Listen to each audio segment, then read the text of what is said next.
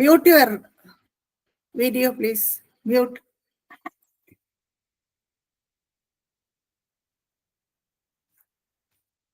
Rati, you have to mute. வணக்கம் மாமி.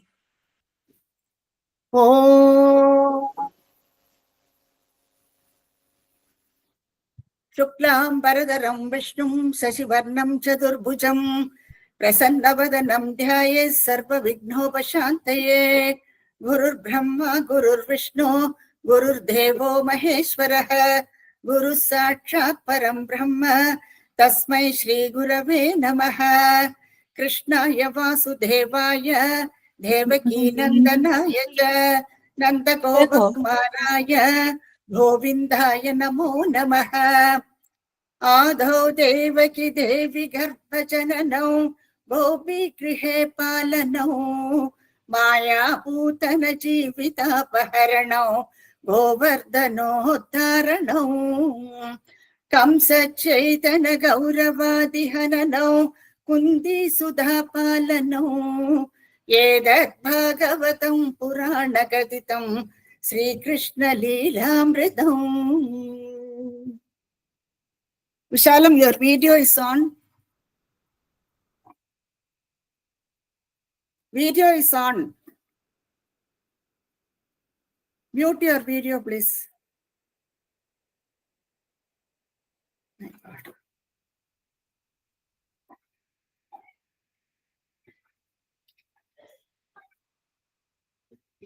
போன தசகம் 21ல வனபுத்திரன், அதாவது பிரியம்பிரதன் வந்து அவனுக்கு அதிபதியா இருக்கிறது, நாட்டை ஆள்றதுல அவனுக்கு இஷ்டம் இல்லை.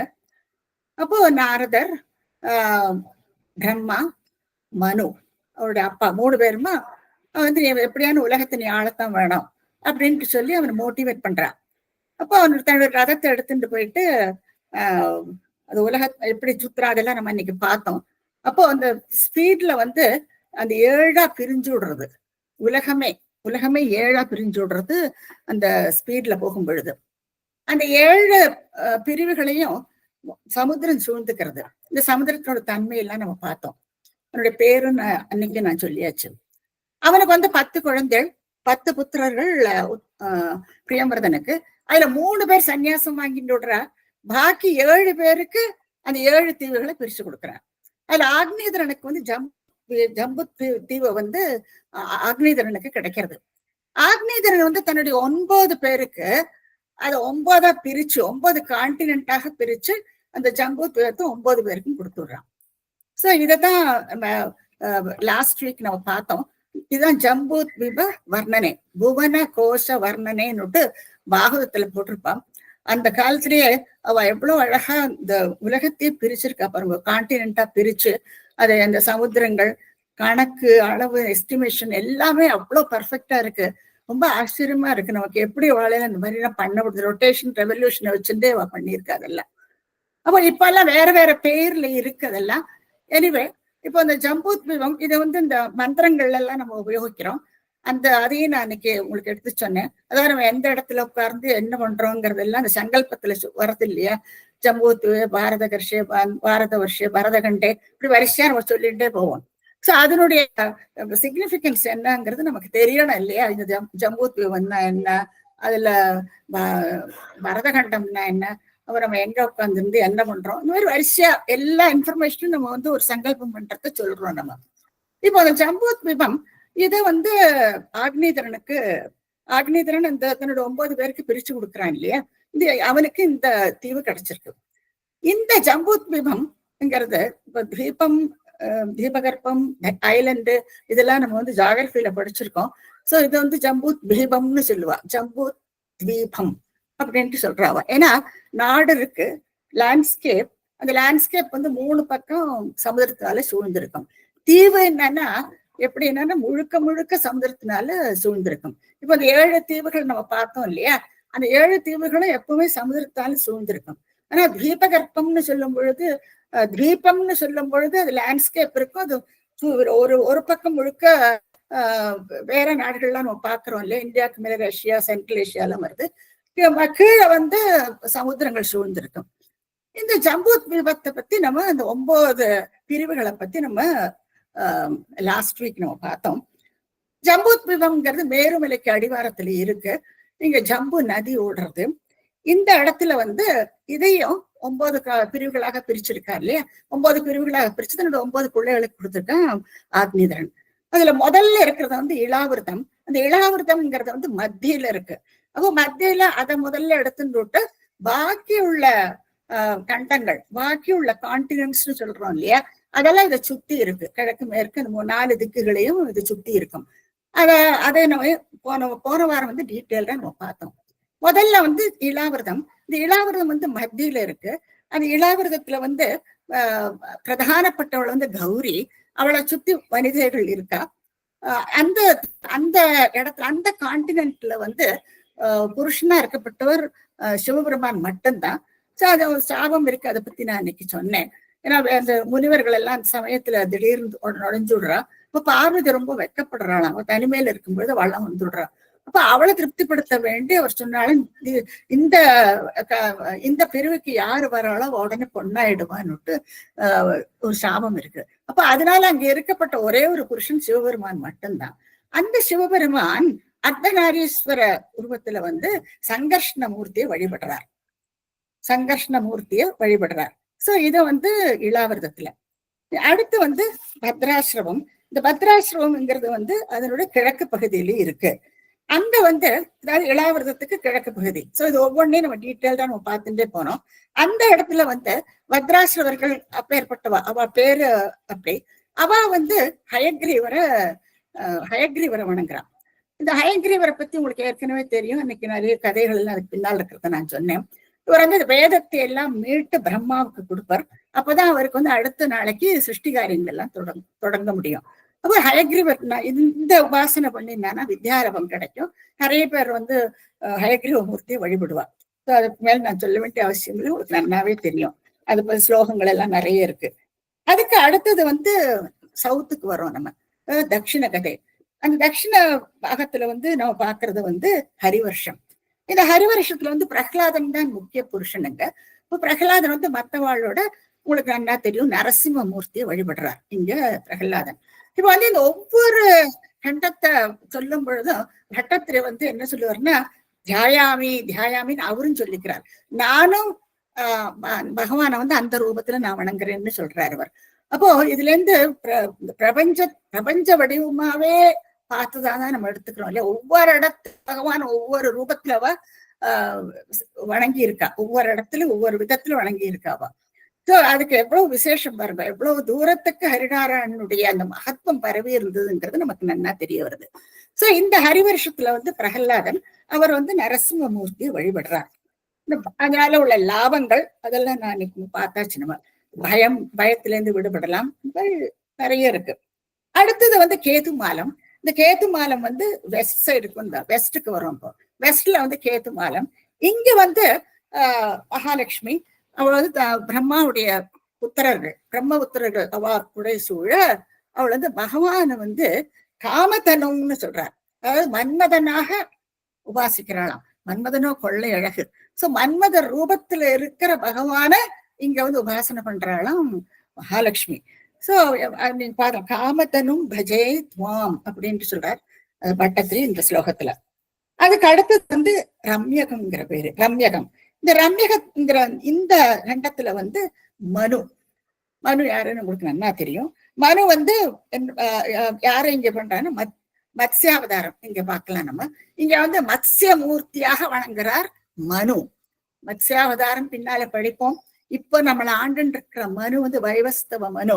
அந்த வைவஸ்தவ மனு வந்து சத்தியவிரதன்கிற ஒரு ராஜா, சதர்ன் ஸ்டேட்ல இருந்தார் அவர். சோ சத்தியவிரதன் தான் இப்பத்திய மனு. அதுவும் சாட்சுஷ மன்மந்திரத்துல நடந்தது மத்ஸ்யாவதாரம். இப்ப நம்ம இருக்கிறது வைவஸ்தவ மன்மந்திரம். சோ இதை பத்தி எல்லாம் கொஞ்சம் டீட்டெயில்டா நம்மளுக்கு சொல்லி 7வது மன்மந்திரத்திலாக்கு நம்ம இப்ப இருக்கோம். சோ இங்க வந்து மனுவாகப்பட்டவர் அவர் வந்து மத்ஸ்ய மூர்த்தியை வணங்குறார் இந்த கண்டத்துல. அது வந்து ஹரிவர்ஷம்ங்கிறது வந்து அதனுடைய டைரக்ஷன் என்னன்னா நார்த் இல்லையா. நார்த்ல நீங்க பார்க்கலாம் ஹரிவர்ஷத்தை, சாரி ரம்யகத்தை. ரம்யகத்துக்கு அடுத்தது வந்து ஹிரண்மயம். ஹிரண்மயம் கூட நார்த்ல தான் இருக்கு. இங்க வந்து கூர்ம அவதாரம், பகவானுடைய கூர்ம அவதாரம் இல்ல, கூர்ம அவதாரம் என்று அதையே நம்ம பின்னால பார்ப்போம் நம்ம. இப்ப இங்க வந்து அரியமா, அரியமா வந்து பித்ருகணங்களுக்கு எல்லாம் அதிபதியாகும் அரியமா. சோ அரியமா வந்து இங்க கூர்ம மூர்த்திய வணங்குறார் அவர் இந்த இடத்துல. சோ அந்த விசேஷத்தை நம்ம அன்னைக்கு பார்த்தோம், போன கிளாஸ்ல நம்ம பார்த்தோம். இதுக்கு அடுத்தது வந்து உத்தரகுரு. உத்தரகுரு, உத்தரவு நார்த்ல தான் உத்தரகுருவும் இருக்கு. அங்க வந்து தரணி தேவி, அதாவது பூமி தேவி வராகமூர்த்தி. இதுவும் நம்ம ஏற்கனவே பார்த்தாச்சு இல்லையா, ஹிரண்யாக்ஷபதத்தை பத்தி படிக்கும்போது நம்ம பார்த்தோம். சோ அந்த சமயத்துல பகவான் வந்து யஜ்ஞ வராக மூர்த்தியாக வராகமூர்த்தியாக அவதரிக்கிறார். அவரை வந்து யஜ்ஞ வராக மூர்த்தின்னு சொல்றேன். என்னத்தினால என்னன்னா, ஞானிகள் எல்லாரும் அவர் அந்த யஜ்ஞத்தினோட கம்பேர் பண்ணினதை நம்ம பார்த்தோம். அந்த உங்களுக்கு வராகம் எப்படி இருக்குன்னு தெரியும். இந்த வராகத்தை வந்து யஜ்ஞமும் யஜ்ஞ பாத்திரங்கள் யஜ்ஞகர்மா இதனோட நம்ம கம்பேர் பண்ணி அன்னைக்கு நம்ம பார்த்தோம். சோ அந்த இடத்துல நம்ம அங்க வந்து யஜ்ஞமூர்த்தியாக வழிபடுற பகவான எத்தனை அவதாரங்கள் அத்தனையும் வந்துடுறது இல்லையா. அடுத்தது வந்து கிம்புருஷம்ங்கிற இடம். இந்த கிம்புருஷம் வந்து அது வந்து சவுத்துக்கு வந்துடுறோம் நம்ம கிம்புருஷம்ங்கிற இடத்துக்கு. இங்க வந்து ஹனுமார் உங்களுக்கு நன்னா தெரியும், அவரும் ஒரு ராமபக்தர். அப்போ ராமனையாக்கும் ஒரு வழிபடுறாரு இங்க. அப்போ சீதாபிராமன்னு சொல்றார் கட்டத்திரிங்க. சீதை வந்து ரொம்பவுமே விரும்புவான், அவ்வளவு அபிராம மூர்த்தி, அவ்வளவு அழகா கொள்ளை அழகு ராமச்சந்திர மூர்த்தி. சோ அப்பேற்பட்ட ராமச்சந்திர மூர்த்தி சீதையும் கூட ஹனுமார் வந்து திருடபக்தியோட உபாசிக்கிறாராம் இந்த இடத்துல, கிம்புருஷம்ங்கிற இடத்துல, கிம்புருஷம்ங்கிற காண்டினென்ட்ல. கடைசியா நம்ம வர்றது வந்து பாரதகண்டம். இப்போ இந்த பரதகண்டம் இப்போ எவ்வளவு ஸ்ட்ரிங்கா எடுத்து பாருங்க இல்லையா.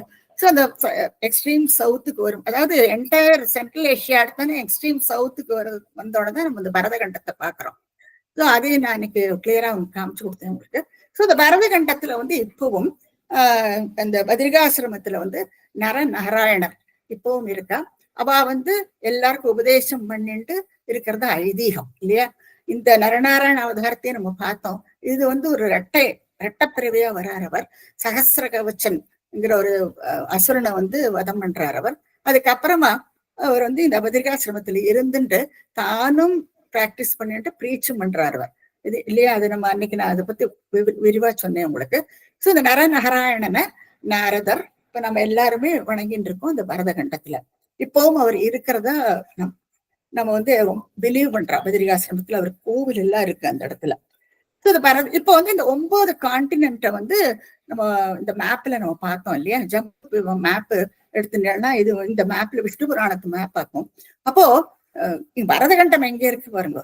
இப்போ இமயமலைக்கு கீழே இருக்கிறது அந்த சின்ன பிளேஸ் தான் நம்ம இருக்கிற இடம். ஆனா எத்தனை தூரத்துக்கு இந்த ஹரிநாராயணனுடைய பெருமை பரவி இருந்து, அவருடைய மகத்துவம் எப்படி பரவி இருக்கு பாருங்க. இப்ப எல்லாம் அந்த பேர்ல இருக்காதா இருக்கும், இளாவிரதம் அந்த மாதிரி பேர் எல்லாம் நமக்கு இப்போ நமக்கு ஒண்ணும் சொல்ல முடியாது. ஆனா அந்த சமயத்துல அவ எவ்வளவு அழகா பிரிச்சு இவ்வளவு இடத்துலயும் பகவான பகவத் சேவை பண்ணி இருக்கா இத்தனை இடத்துலயும். அது எத்தனை அவதாரங்கள், இந்த அவதாரத்தினுடைய பெருமை நமக்கு தெரிய வருது. பகவானுடைய அந்த நாமத்தினுடைய பெருமை எல்லாமே நமக்கு இந்த மேப்ல இருந்து தெரிய வருது. இப்போ வந்து இது இந்த மேப் வச்சு நம்ம ஒண்ணுமே கணக்கிட முடியாது. அப்ப இப்போ வந்து நம்ம வந்து பரதகண்டத்துல கன்சைஸா புராணங்கள் எல்லாம் எத்தனை விஷயங்கள் ஏதாவது இருக்கு இல்லையா. சோ அதுல இருந்து நம்ம தெரிஞ்சுக்கிறோம் எவ்வளவு எப்படி பிரபஞ்ச மூர்த்தியாக பகவானை பார்த்தாங்கிறது தான் இங்க நமக்கு முக்கியம் இல்லையா. பிரபஞ்ச ஸ்வரூபமா பார்த்திருக்கா. பிரபஞ்சத்துல இருக்கிற ஒவ்வொரு சாதனங்கள் இல்லையா, சேத்தனம் அச்சேத்தனம் எத்தனையோ இருக்கு.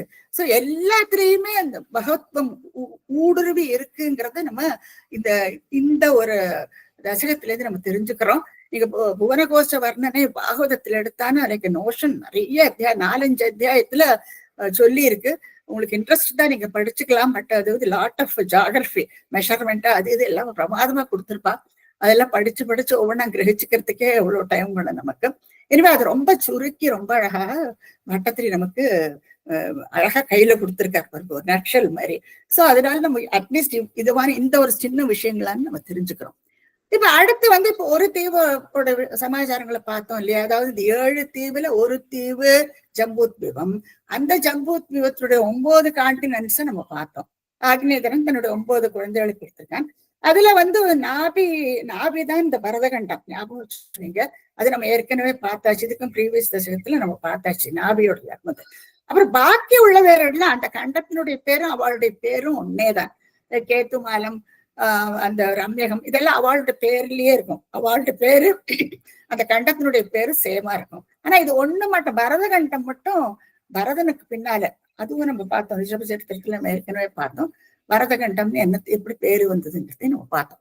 இப்ப மத்த இருக்கிற இந்த 6 தீவுகள் எடுத்துட்டு பாருங்க, இந்த 6 ஐலண்ட்ஸ் பாக்கி இருக்கு இல்லையா, ஒவ்வொரு ஐலண்டு ஒவ்வொரு தீவுகள்லயும் பகவான் வந்து ஒவ்வொரு ரூபத்துல வணங்கி இருக்கா.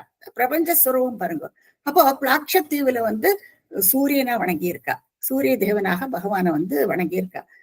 பகவத்கீதையில சொல்றாருல, நான் தான் அகமஸ்மி, நான் தான் எல்லான்ட்டு சொல்லுவார் பகவத்கீதையில. அதனால ஏற்கனவே இந்த ஸ்லோகம் போட்டிருக்கோம், நீங்க பாத்துங்க. அதே மாதிரி அதுக்கு அடுத்தது வந்து ஒவ்வொரு தீவான ஷால்மல தீவுல வந்து இந்து ரூபம், சந்திர ரூபத்துல வணங்க. அதே மாதிரி குஷங்கிற ஐலண்ட்ல வந்து வஹ்னி, நெருப்பு கூட பகவானா வணங்குறா பாருங்க. யஜ்ஞத்துல எல்லாம் நெருப்பு இல்லையா, அக்னி தானே உபயோகிக்கிறோம். சோ அக்னியை கூட அக்னி பகவான்னு சொல்றோம் நம்ம. வந்து குஷங்கிற ஐலண்ட்ல அக்னி ரூபத்துல, கிரௌஞ்ச தீவுல வந்து வருணன், அம்புனா ஜலம், சோ வருண தேவனா வணங்குறாவா. அதே மாதிரி ஷாக்கங்கிற இடத்துல, ஷாக்க தீவுல வந்து வாயு தேவனாக வழிபடுறான். அதே மாதிரி புஷ்கரம்ங்கிற இடத்துல பிரம்மா தானே சிருஷ்டிகர்த்தா இல்லையா, சோ அவரை வந்து வணங்குறா புஷ்கர தீவுல. இப்படியாக இந்த 6 தீவுகள்லையும் பிரபஞ்ச சுரூபத்துல பகவான வணங்கி இருக்கா பாருங்க. அந்த சூரியன், சந்திரன், இந்த கிரகங்கள் எல்லாத்துக்கும் நம்ம வந்து நவகிரகம் பாக்குறோம் கோவில்ல, அந்த 9 கிரகங்களையும் நம்ம சுத்தி வணங்குறோம் இல்லையா. நம்ம அதுக்கு மந்திரங்கள் எல்லாம் இருக்கு. அந்த ஒரு நம்ம வந்து நம்மளுடைய ஹொரஸ்கோப்ல எல்லாம் நம்ம பாக்குறோம். இந்த 9 கிரகங்களுடைய அமைப்புகள் நம்மளுடைய ஹொரஸ்கோப்ல இருக்கும். அதாவது அந்தந்த கிரகங்கள் எந்த கிரக நிலையை சொல்லுவா. சோ அந்த கிரக நிலையை வந்து அந்த ஹொரஸ்கோப்ல நம்ம பார்ப்போம்.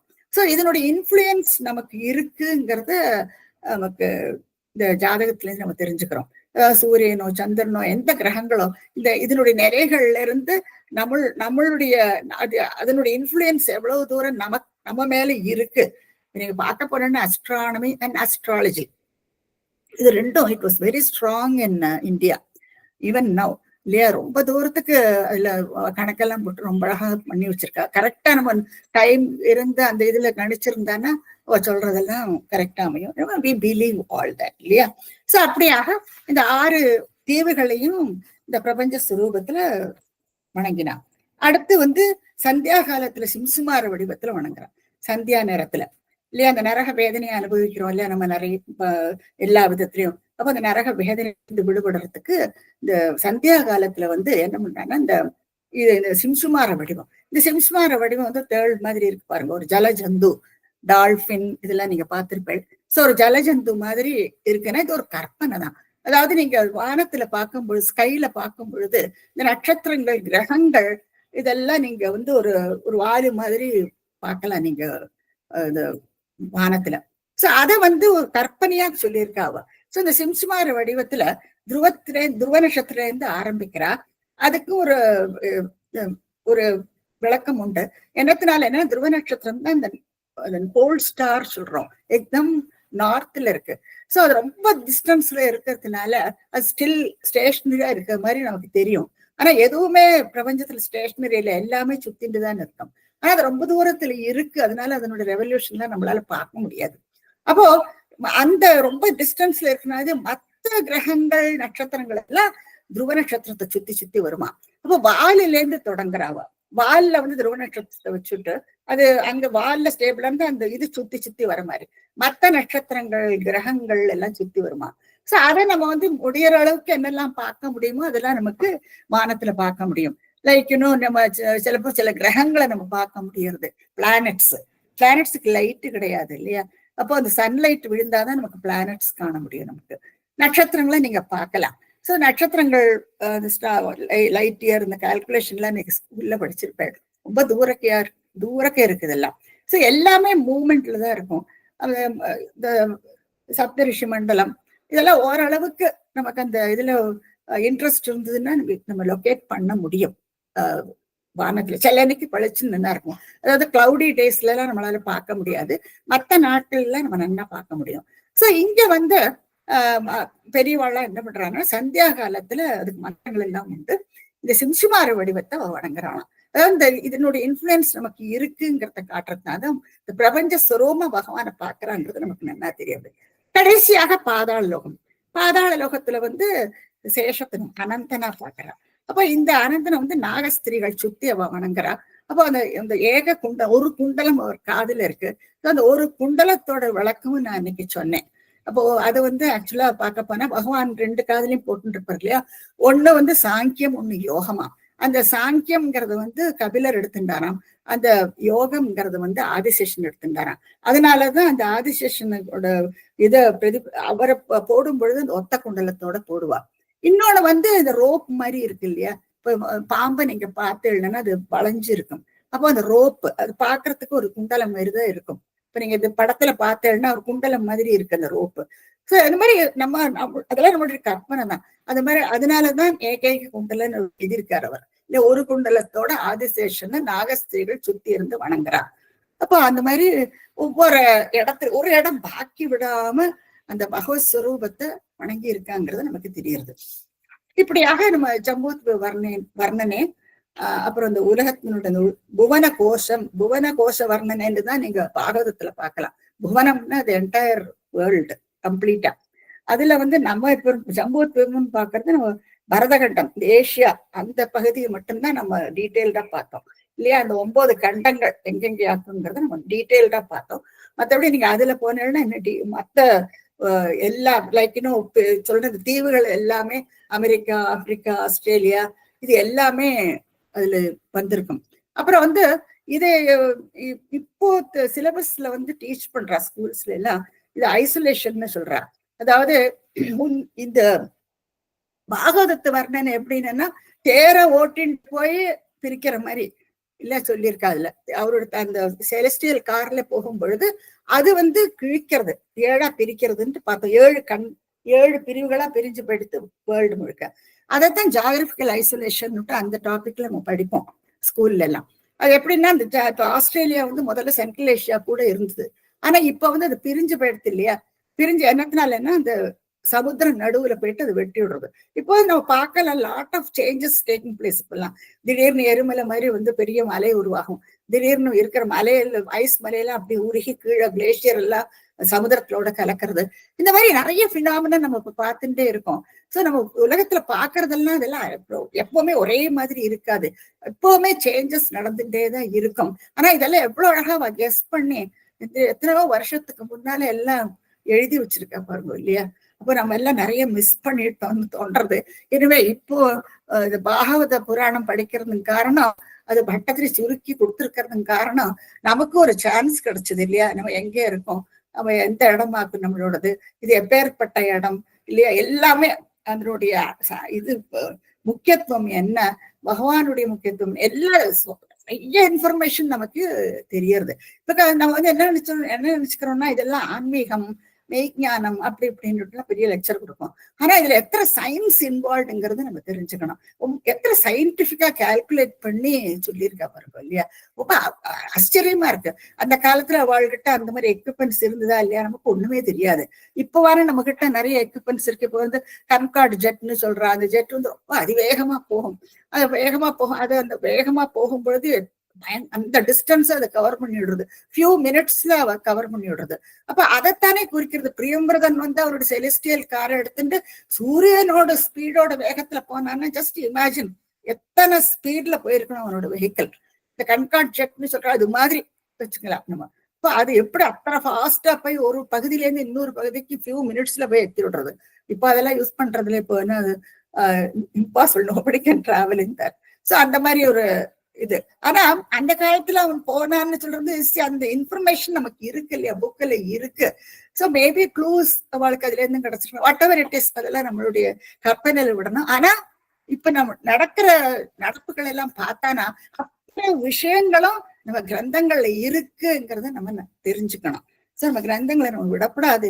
என்னைக்குமே நம்ம அதை கண்டினியூ பண்ணி படிச்சுட்டேதான் இருக்கணும். இப்படி நமக்கு இருக்கிற கொஞ்ச காலத்திலேயான இது என்னவாக்கும், பாகவத புராணம் என்ன சொல்றது, கருட புராணம் என்ன சொல்றது, எத்தனையோ புராணங்கள் இருக்கு, ஸ்கந்த புராணம், டன்ஸ் ஆஃப் இன்ஃபர்மேஷன் இருக்கு அதுல எல்லாம். நமக்கு அதெல்லாம் நம்ம கேட்டு கூட இருக்க மாட்டோம்.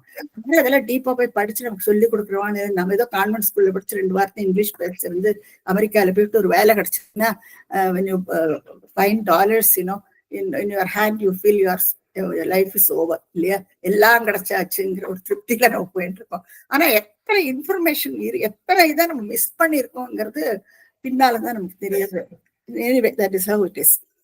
இப்படியாக போன வாரம் நம்ம உலகத்தையே ஒரு சுத்தி வந்துட்டோம். இப்போ பரீட்சித் கேட்டு இருக்கான் இல்லையா, சுகாச்சாரியார்ட்ட உட்காந்து ரொம்ப பொறுமையா பாகவதத்துல இருக்கிற அத்தனை இதையும் தோண்டி துருவி கேள்வி கேட்டு தெரிஞ்சுட்டு இருக்கான். இப்போ பரீட்சித் சுகாச்சாரியார்ட்ட கேட்கறான். இப்போ அதாவது இப்போ இந்த ஜனங்களோ நரக வேதனை இப்ப பார்த்தோம் இல்லையா, இந்த நரக வேதனையிலேருந்து விடுபடுறதுக்கு பகவானை வேண்டிக்கணும்னு. இப்போ இந்த மாதிரி நரக வேதனைகள் எல்லாம் நிறைய இருக்கு இல்லையா. அப்போ இதுல இருந்து விடுபடணும் என்னன்னா, அதுக்கு ஏதாவது பிராயஷ்சித்தம் உண்டா, ஏதாவது பண்ண முடியுமா? அப்போ ஏன்னா கருட புராணம் எல்லாம் எடுத்தான்னா பயங்கரமா பனிஷ்மெண்ட் இல்லையா, இந்த நரக வேதனையை பத்தி சொன்ன படிச்சாலும் பயந்து போயிடுவோம். அந்த மாதிரி சஃபரிங் உண்டு நமக்கு பண்ற பாவத்துக்கு எல்லாம். அப்போ இதுக்கெல்லாம் வேற ஒண்ணும் மார்க்கமே இல்லையா அப்படின்ட்டு சுகர்ட்ட கேட்கிறான். அப்போ அவர் என்ன சொல்றார், இதனுடைய ஒரே ஒரு மார்க்கம் நமக்கு பகவான் கிட்ட சரணடைகிறதுதான். பகவத் பக்தி எல்லாருக்குமே வேணும். ஆனா அந்த சமயத்துல சுகர் என்ன பண்றாருன்னா, அஜாமளனுடைய சரித்திரத்தை பத்தி சொல்ல புறப்படுறார் இவனுக்கு பரீட்சத்துக்கு. அப்போ அந்த சரித்திரத்தை சுகாச்சாரியார் அகஸ்தியர்கிட்ட கேட்டிருக்காரு. அவர் அகஸ்தியர் மலைய பர்வதத்துல உட்கார்ந்துட்டு பகவான் விஷ்ணுவை அவர் பூஜை பண்ணிட்டு இருக்கார். அப்ப அந்த சமயத்துல மலைய பர்வதத்துல நீங்க பார்க்கலாம், அகஸ்திய ரிஷியை பார்க்கலாம். அவர் உட்கார்ந்து பூஜை பண்ணிட்டு இருக்கிற சமயத்துல அப்போ சுக்கர்கிட்ட இந்த கதையை சொல்றாராம், அஜாமளனோட கதையை சொல்றாராம். அந்த சொல்ற சமயத்துல அவர் என்ன பண்றாருன்னா, பகவான் வேண்டிக்கிட்டு அவர்கிட்ட சொல்றேன், நான் அது சொல்றது சத்தியம், இது நான் சொல்றதெல்லாம் சத்தியம்னு இடைக்கிடைக்கு சொல்லிப்புறான். அதாவது நான் சும்மா சொல்லி இது நிஜமாவே நடந்த ஒரு கதை அப்படின்னு அஜாமளனுடைய சரித்திரத்தை சுகருக்கு சொல்றாராம். அப்போ இந்த இன்சிடென்ட்ல இவர் என்ன பண்றாருன்னா, பரீட்சித்து இந்த மாதிரி ஒரு கேள்வி கேட்ட உடனே அந்த அஜாமளனுடைய சரித்திரத்தை இப்போ பரீட்சத்துக்கு சொல்றார் சுகாச்சாரியார். அதை நம்ம இன்னைக்கு பார்க்க போறோம். நம்ம பண்ணிருக்கிற பாவங்கள், அந்த பாவத்துக்கு ஏதாவது பிராயஷ்சித்தம் உண்டா, அதெல்லாம் என்னவாக்குங்கிறத நம்ம இப்ப பார்ப்போம். அஜாமிளோ நாம மஹீசுரபுர சரண் விபோ தர்மபதான் கிரஹீஸ்ரமே குரோர்கிரா கானனமேத்ய திருஷ்டவான் சுதிருஷ்டசீலாம் குலட்டாம் மதாகுலாம். அஜாமிளன் அப்படின்னுட்டு ஒருத்தர் இருந்தானாம். நாம மஹீசுரகங்கிறார் அவர். மஹீசுரகன், மஹீம்னா பூமி, பூமின்னு அர்த்தம் மஹீம்னா. இந்த பிக்சர் ஸ்டில்லா இருக்கு பாக்யா, சேஞ்ச். மஹீம்னா பூமி, சுரகன்னா தேவர்கள், தேவர்கள்னு அர்த்தம். இப்போ மஹீசுரகன்னா என்ன அர்த்தம்னா பூமியில வாழப்பட்ட தேவர்கள்னு அர்த்தம். பூமியில் வாழும் தேவர்கள், அவளைத்தான் மஹீசுரான்னு சொல்றோம். அப்போ அஜாமிளோ நாம மஹீசுரா புரா ஒரு சமயத்துல சரண் விபோ தர்மபதான் கிரகாசிரமே. இந்த பிக்சர் சேஞ்ச் பண்ணணும் பாக்யா. பாக்யா அறிவுதே. அவன் இப்ப அஜாமளனோட முதல் ஸ்லோகத்தை எடுத்திருக்கோம். இப்போ அவன் என்ன பண்றான்னா, சரண் விபோ தர்மபதான் கிரகாசிரமின்னு சொல்றார் ஸ்ரீமன் பட்டத்தில். அது அவன் நல்ல சமயத்துல பூணெல்லாம் போட்டுட்டு அப்புறம் முன்காலத்துல எல்லாம் ஒரு காலகட்டம் வரைக்கும் ஆசிரமத்துல இருப்பா. அதுக்கப்புறமா அவ கல்யாணம் பண்ணிக்கிறா இல்லையா, அத கிரகாசிரமி. அவ கல்யாணம் பண்ணிட்டு கிரகஸ்தனாக இருக்கான் அஜாமளன். அவன் தர்மபதான் சொல்றான். தர்மபத்தான்னா தர்ம நெறிகள் எல்லாம் கடைபிடிச்சு கொண்டு இருக்கானா அஜாமளன். இப்ப தர்ம நெறின தர்ம பதான்ங்கிறது என்னங்கிறது நமக்கு தெரியணும் இல்லையா. இந்த தர்மம் அதாவது முன்காலத்துல எப்படின்னா அந்தணர்கள், பிராமின்ஸ் வரலாம். அப்போ இந்த பிராமின்ஸ் எல்லாம் என்ன பண்ணுவாங்கன்னா, அவளுக்கு சந்தியாவந்தனம் பண்ணணும், இந்த மாதிரி எல்லாம் தனந்தன நித்திய கர்மான்னு சொல்லுவா. நைமித்திக கர்மா, நித்திய கர்மான்னு தனந்தனம் பண்ண வேண்டிய அனுஷ்டானங்கள்.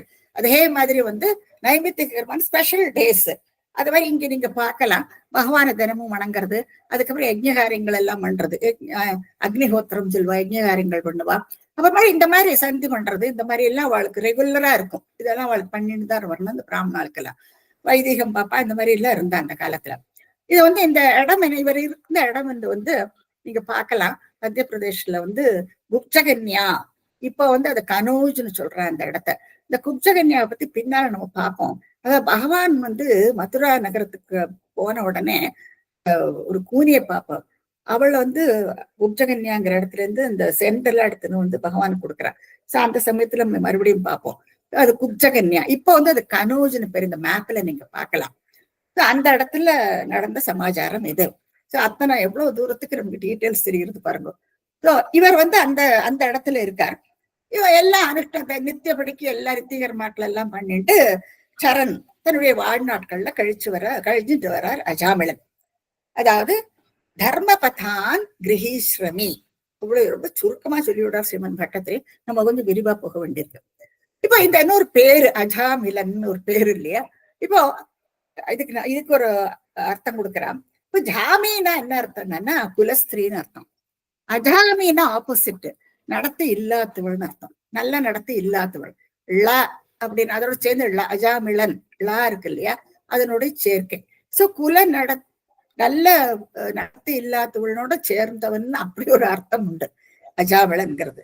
சோ அவனுக்கு அப்படி ஒரு பேரு, அஜாமிலன்னு பேரு அவனுக்கு. சோ அப்படியாக அவன் வந்து கிரகஸ்தனாக இருக்கப்பட்டவன். ஒரு நாளைக்கு என்ன ஆகுதுன்னா, குரோர் கீரா, குரு அவ அப்பா சொன்னது பேர்ல கானனம் ஏத்திய, கானனம் ஏத்தின காட்டுக்கு போறானா, கானனம் ஏத்திய அந்த போற இடத்துல அப்பா வந்து அனுப்புறாரு அவரை. இவாளுக்கெல்லாம் அனுஷ்டானங்கள் தினமும் உண்டு இல்லையா, அக்னிஹோத்திரம் எல்லாம் பண்ணணும், அதுக்கெல்லாம் சொல்லி பொறிக்கிண்டு வரணும், அந்த குஷம் இந்த தர்ப பில்லு பொறிக்கிண்டு வருவா, எல்லாம் அவளே தானே பண்ணிக்கணும் இல்லையா. இப்ப பக்கத்துல காட்டு பிரதேசத்துல போயிட்டு எல்லாம் எடுத்துட்டு வருவா. அப்ப அந்த இடத்துக்கு இவர் போறாரு. சோ அவ என்ன பண்றாருன்னா கானனம் ஏத்தி அந்த இடத்துல திருஷ்டவான் பாக்குறாருங்க. நீங்க இந்த கீழே இருக்கிற படத்துல பார்க்கலாம். திருஷ்டவான் சுதிருஷ்டசீலாம் குலட்டாம் மதாகுலாம். அவர் பாக்குற அந்த சீனை பாருங்க எப்படி இருக்காவோ. அவர் சுதிருஷ்ட ஷீலா, அதாவது கொஞ்சம் கூட வெக்கமே இல்லாதக்கு ஒரு புருஷனோட இருக்கிறத அவர் பாக்குறாரு. அவர் இங்க இருந்து அந்த மரத்துக்கு பின்னால ஒழிஞ்சுன்னு பார்த்துட்டு இருக்காரு. அவர் அந்த துள்ளி பொறுக்க போன இடத்துல இப்படி ஒரு காட்சியை பார்க்கிறார் அஜாமிளன். அப்போ இது சுதிருஷ்ட சீலாம்னு சொல்றார் ஸ்ரீமன் பட்டத்திரிங்க. அதாவது நடத்திய இந்த மாதிரி யாரும் போல்டா இந்த மாதிரி எல்லாரும் பாக்குற மாதிரி இப்படி ஒரு பிஹேவியர் என்னன்னா அது வெரி ஆட் இல்லையா. இப்ப ஜென்ரலா நல்ல புத்தி உள்ளவரெல்லாம் என்ன பண்ணுவான்னா, அவ வந்து தன்னோட வித்தையினால, அதனால அவ வந்து அவங்களோட வித்தையினால அவ புனிதமா இருப்பா. எல்லாரும் அவளை பார்த்து நல்லவான்னு சொல்லுவா அப்படின்னு தன்னுடைய புத்திமான்கள் அப்படி அவளை வந்து சுத்தப்படுத்திப்பா. அதே மாதிரி இப்ப சாதுக்கள் எல்லாம் எடுத்துட்டான்னா சத்தியவாக்கு, அவ சொல்றது வந்து உண்மையாத்தான் இருக்கும்னுட்டு எல்லாரும் நம்புவா. அதுல அவ புனிதப்பட்டு போயிடுவா. இப்ப மனசு கொஞ்சம் சஞ்சலப்பட்டு இருந்ததுன்னு வச்சுக்கோங்க, உடனே நம்ம என்ன பண்றோம், அது கங்கையிலவே குளிச்சுட்டு வரோம். கங்கையில குளிச்சாங்க பாவம் எல்லாம் தீர்ந்துடும், இப்படி எல்லாம் நம்ம பெரியவாள்லாம் சொல்லியிருக்கா. அப்புறம் அதே மாதிரி தனவந்தர்கள் நிறைய பணம் இருக்கப்பட்டவா என்ன பண்ணுவான்னா தானம் பண்ணுவா, நிறைய தானம் பண்ணுவா. சோ தானம் பண்ணி அவ நல்ல பேர் எடுத்து விடுறா. அப்படியாக அவ புனிதப்பட்டு போயிடுறா. அரசர்கள் வந்து கத்துமுனை, அவளுக்கு நாட்டை பாதுகாக்கணும் இல்லையா. சோ அதுல வந்து அவ சுத்தப்பட்டு போயிடுறா. அவ யாரான வதம் பண்ணி, அதாவது என்ன பண்ணினாலும் ஒரு நாட்டை பரிபாலனம் பண்றதுங்கிறது எவ்வளவு கஷ்டங்கிறது நமக்கு தெரியும். சோ அந்த காரியங்கள் எல்லாம் என்னத்துக்கு பண்றான்னு ஜனங்களை சுபிக்ஷமா இருக்கணுங்கிறதுக்கோசரம் அவ பண்ற காரியங்கள் அதெல்லாம். சோ அந்த வழியில அவ வந்து சுத்தப்பட்டு போயிடுறா. ஆனா குலஸ்திரீகள்னு வரும்பொழுது என்ன, அவளுக்கு வந்து வெட்கம், அச்சம் நாணம் மடம் பேருக்குன்னு தமிழ்ல சொல்லுவா. இந்த வெட்கம் அது ஒரு ஆபரணம் மாதிரி அவளுக்கு. ஆனா இவ்வளோ குலஸ்திரீ அல்லவே அல்ல. அதைத்தான் சுதிருஷ்ட சீலாம்னு சொல்றா அவ. குலட்டாம் மதாகுலாம், மதாகுலாம் இன்டாக்சிகேட்டட், குடி போதையில இருக்கிற மாதிரி இருக்கானா அவளை பார்த்தானா. சோ அப்பேற்பட்டவளுக்கு கொஞ்சம் கூட அந்த வெட்கம்ங்கிறது இல்லவே இல்லை இல்லையா. சோ இப்பேற்பட்டவளை இவர் வந்து பாக்குறார். இப்ப பார்த்த உடனே என்ன, இவருடைய மனசு கூட சஞ்சலப்பட்டு போகும் இல்லையா. சோ அதைத்தான் நம்ம எடுத்துக்கணும். பட்டத்திரி என்ன சொல்றார், தர்மபதான் கிரகாசிரமி, அவனோ ஒரு கிரகஸ்தன், தர்மபதான் தர்ம வழியில இருக்கப்பட்டவன். ஆனா இப்பேற்பட்ட ஒரு காட்சியை வந்து அவன் அந்த கானகத்துல பாக்குறான் அஜாமிளன். அடுத்ததுக்கு போலாம் போ. ஸ்வத பிரசாந்தோபி ததா ஹிருதாஷய ஸ்வதர்ம உத்ஸ்ருஜ்ய தயா சமாரமல் அதர்மகாரி தசமி பவன் புன்ன ததௌ பவன் நாமயுதே சுதேரதும். ஸ்வதக ஸ்வதே சொல்றோம் இல்லையா, இயல்பாகவே அவன் ரொம்ப அமைதியா இருக்கப்பட்டவனா அஜாமிளன். பிரசாந்தக அப்படி சொல்றான், ரொம்ப அமைதியாக இருக்கப்பட்டவன் அஜாமிளன். ஆனா என்ன இப்ப என்ன ஆறுது, ததா ததாகிருதாசேக, இப்ப அவனுடைய மனசு சஞ்சலப்பட்டு போயிடுறது. ஏன்னா அவளை பார்த்த உடனே அவனுக்கு மனசுல ஒரு சஞ்சலம். ஏன் இந்த காம உணர்ச்சி அவனுக்கும் கிளப்பி விட்டுடுறது.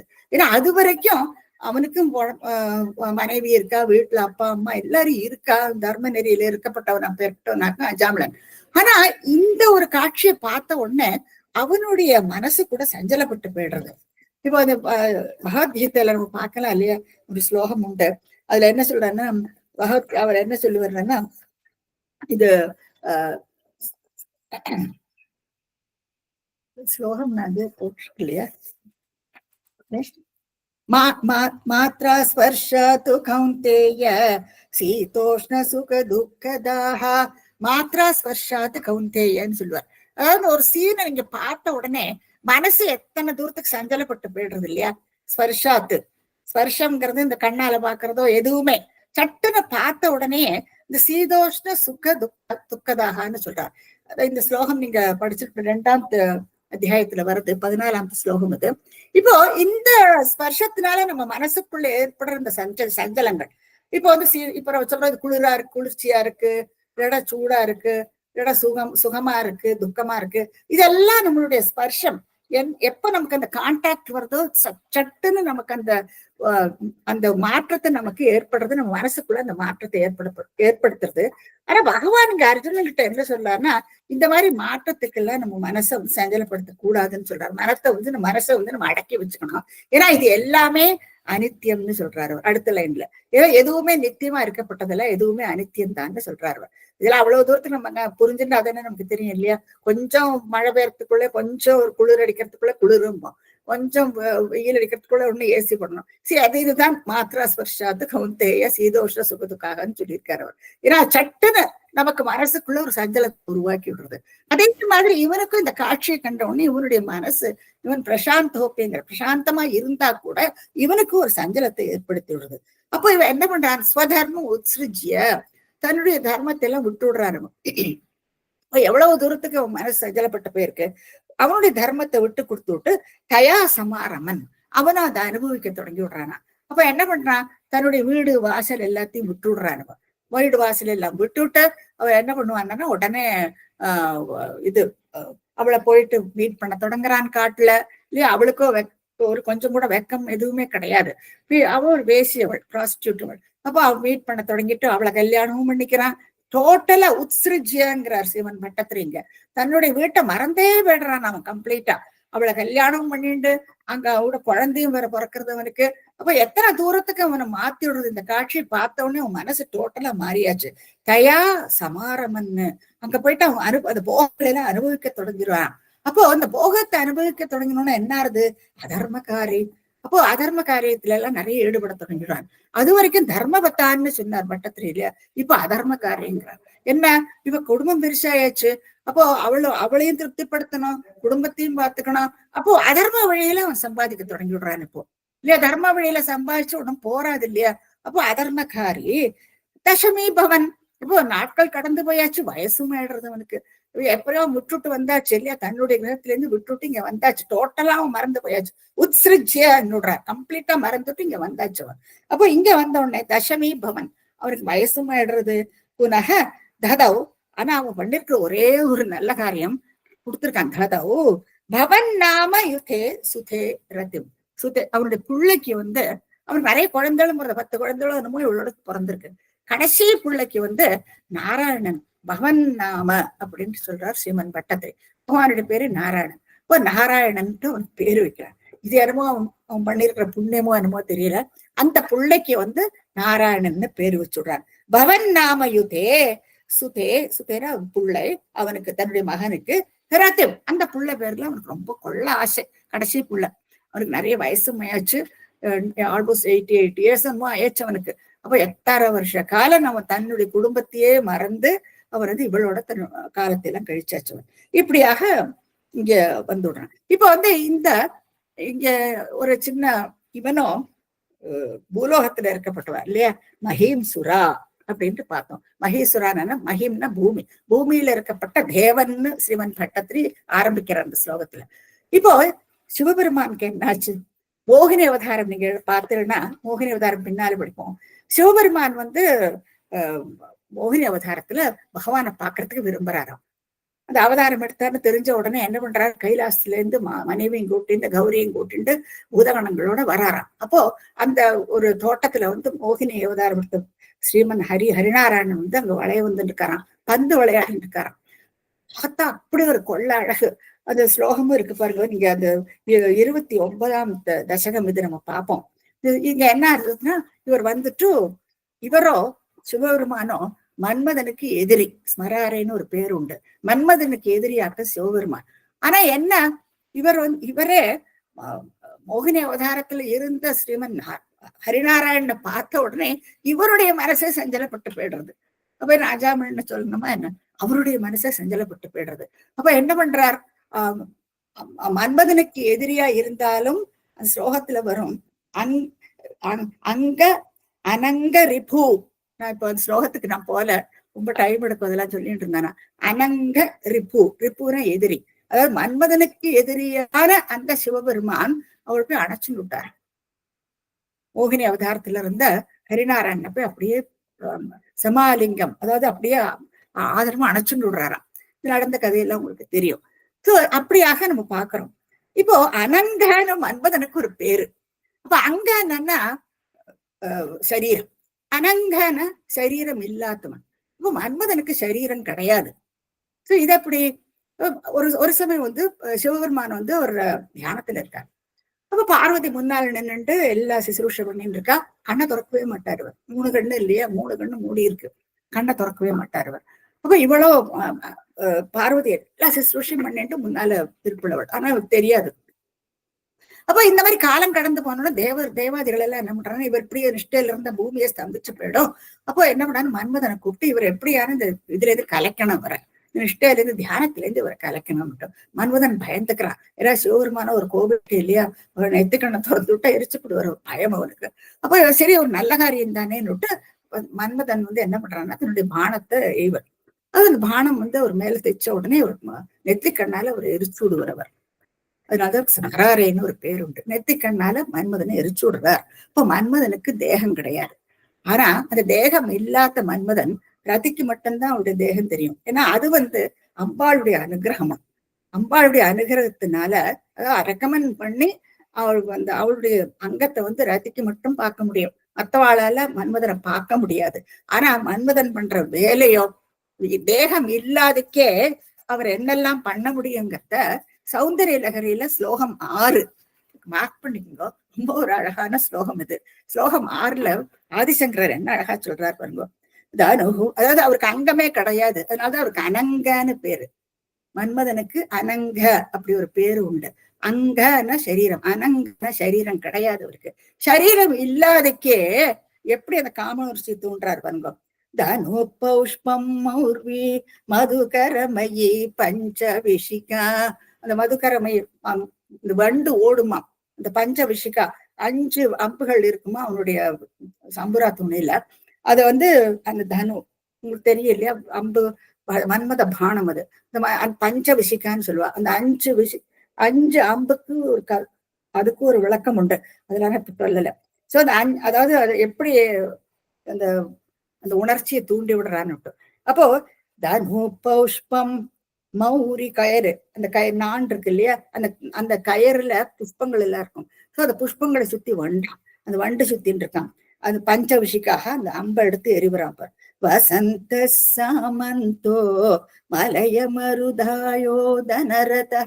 ரதத்தை ஓட்டிட்டு வரானா. மன்மதனுக்கு அங்கம் கிடையாது, ஆனா காத்துல இப்படி அந்த நறுமணத்தோட வரானாம் அவன். அதுதான் வசந்த சாமந்தோ மலைய மரு ஆயோ தனரத.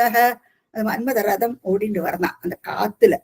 ததா வேக சர்வம் ஹிமகிரி சுதே காமபி கிருபாம்.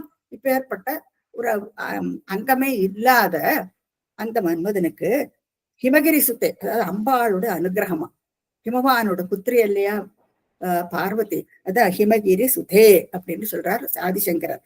காமபி கிருபாம், கிருபையினால, அவளுடைய கிருபையினால, அபகாங்காத்தே லப்வா, அவளுடைய கடைக்கண் அபகாங்காத், அபகாங்கம் தானே கடைக்கண் பார்வை, அவளுடைய பார்வையினுடைய அந்த கருணையால, கருணை கடாட்சத்தினால, அபாங்காத்தே லப்வா ஜகதித அனங்கோ விஜயத்தே, உலகத்தையே ஆட்டி வைக்கிறார் மன்மதன். எவ்வளவு அழகான ஸ்லோகம் பாருங்க. அங்கம் இல்லாதக்கே உலகத்தையே ஆட்டி படைப்பனாம் மன்மதன். மன்மதனுக்கு தேகம் கிடையாது, அனங்கன்னு பேரு.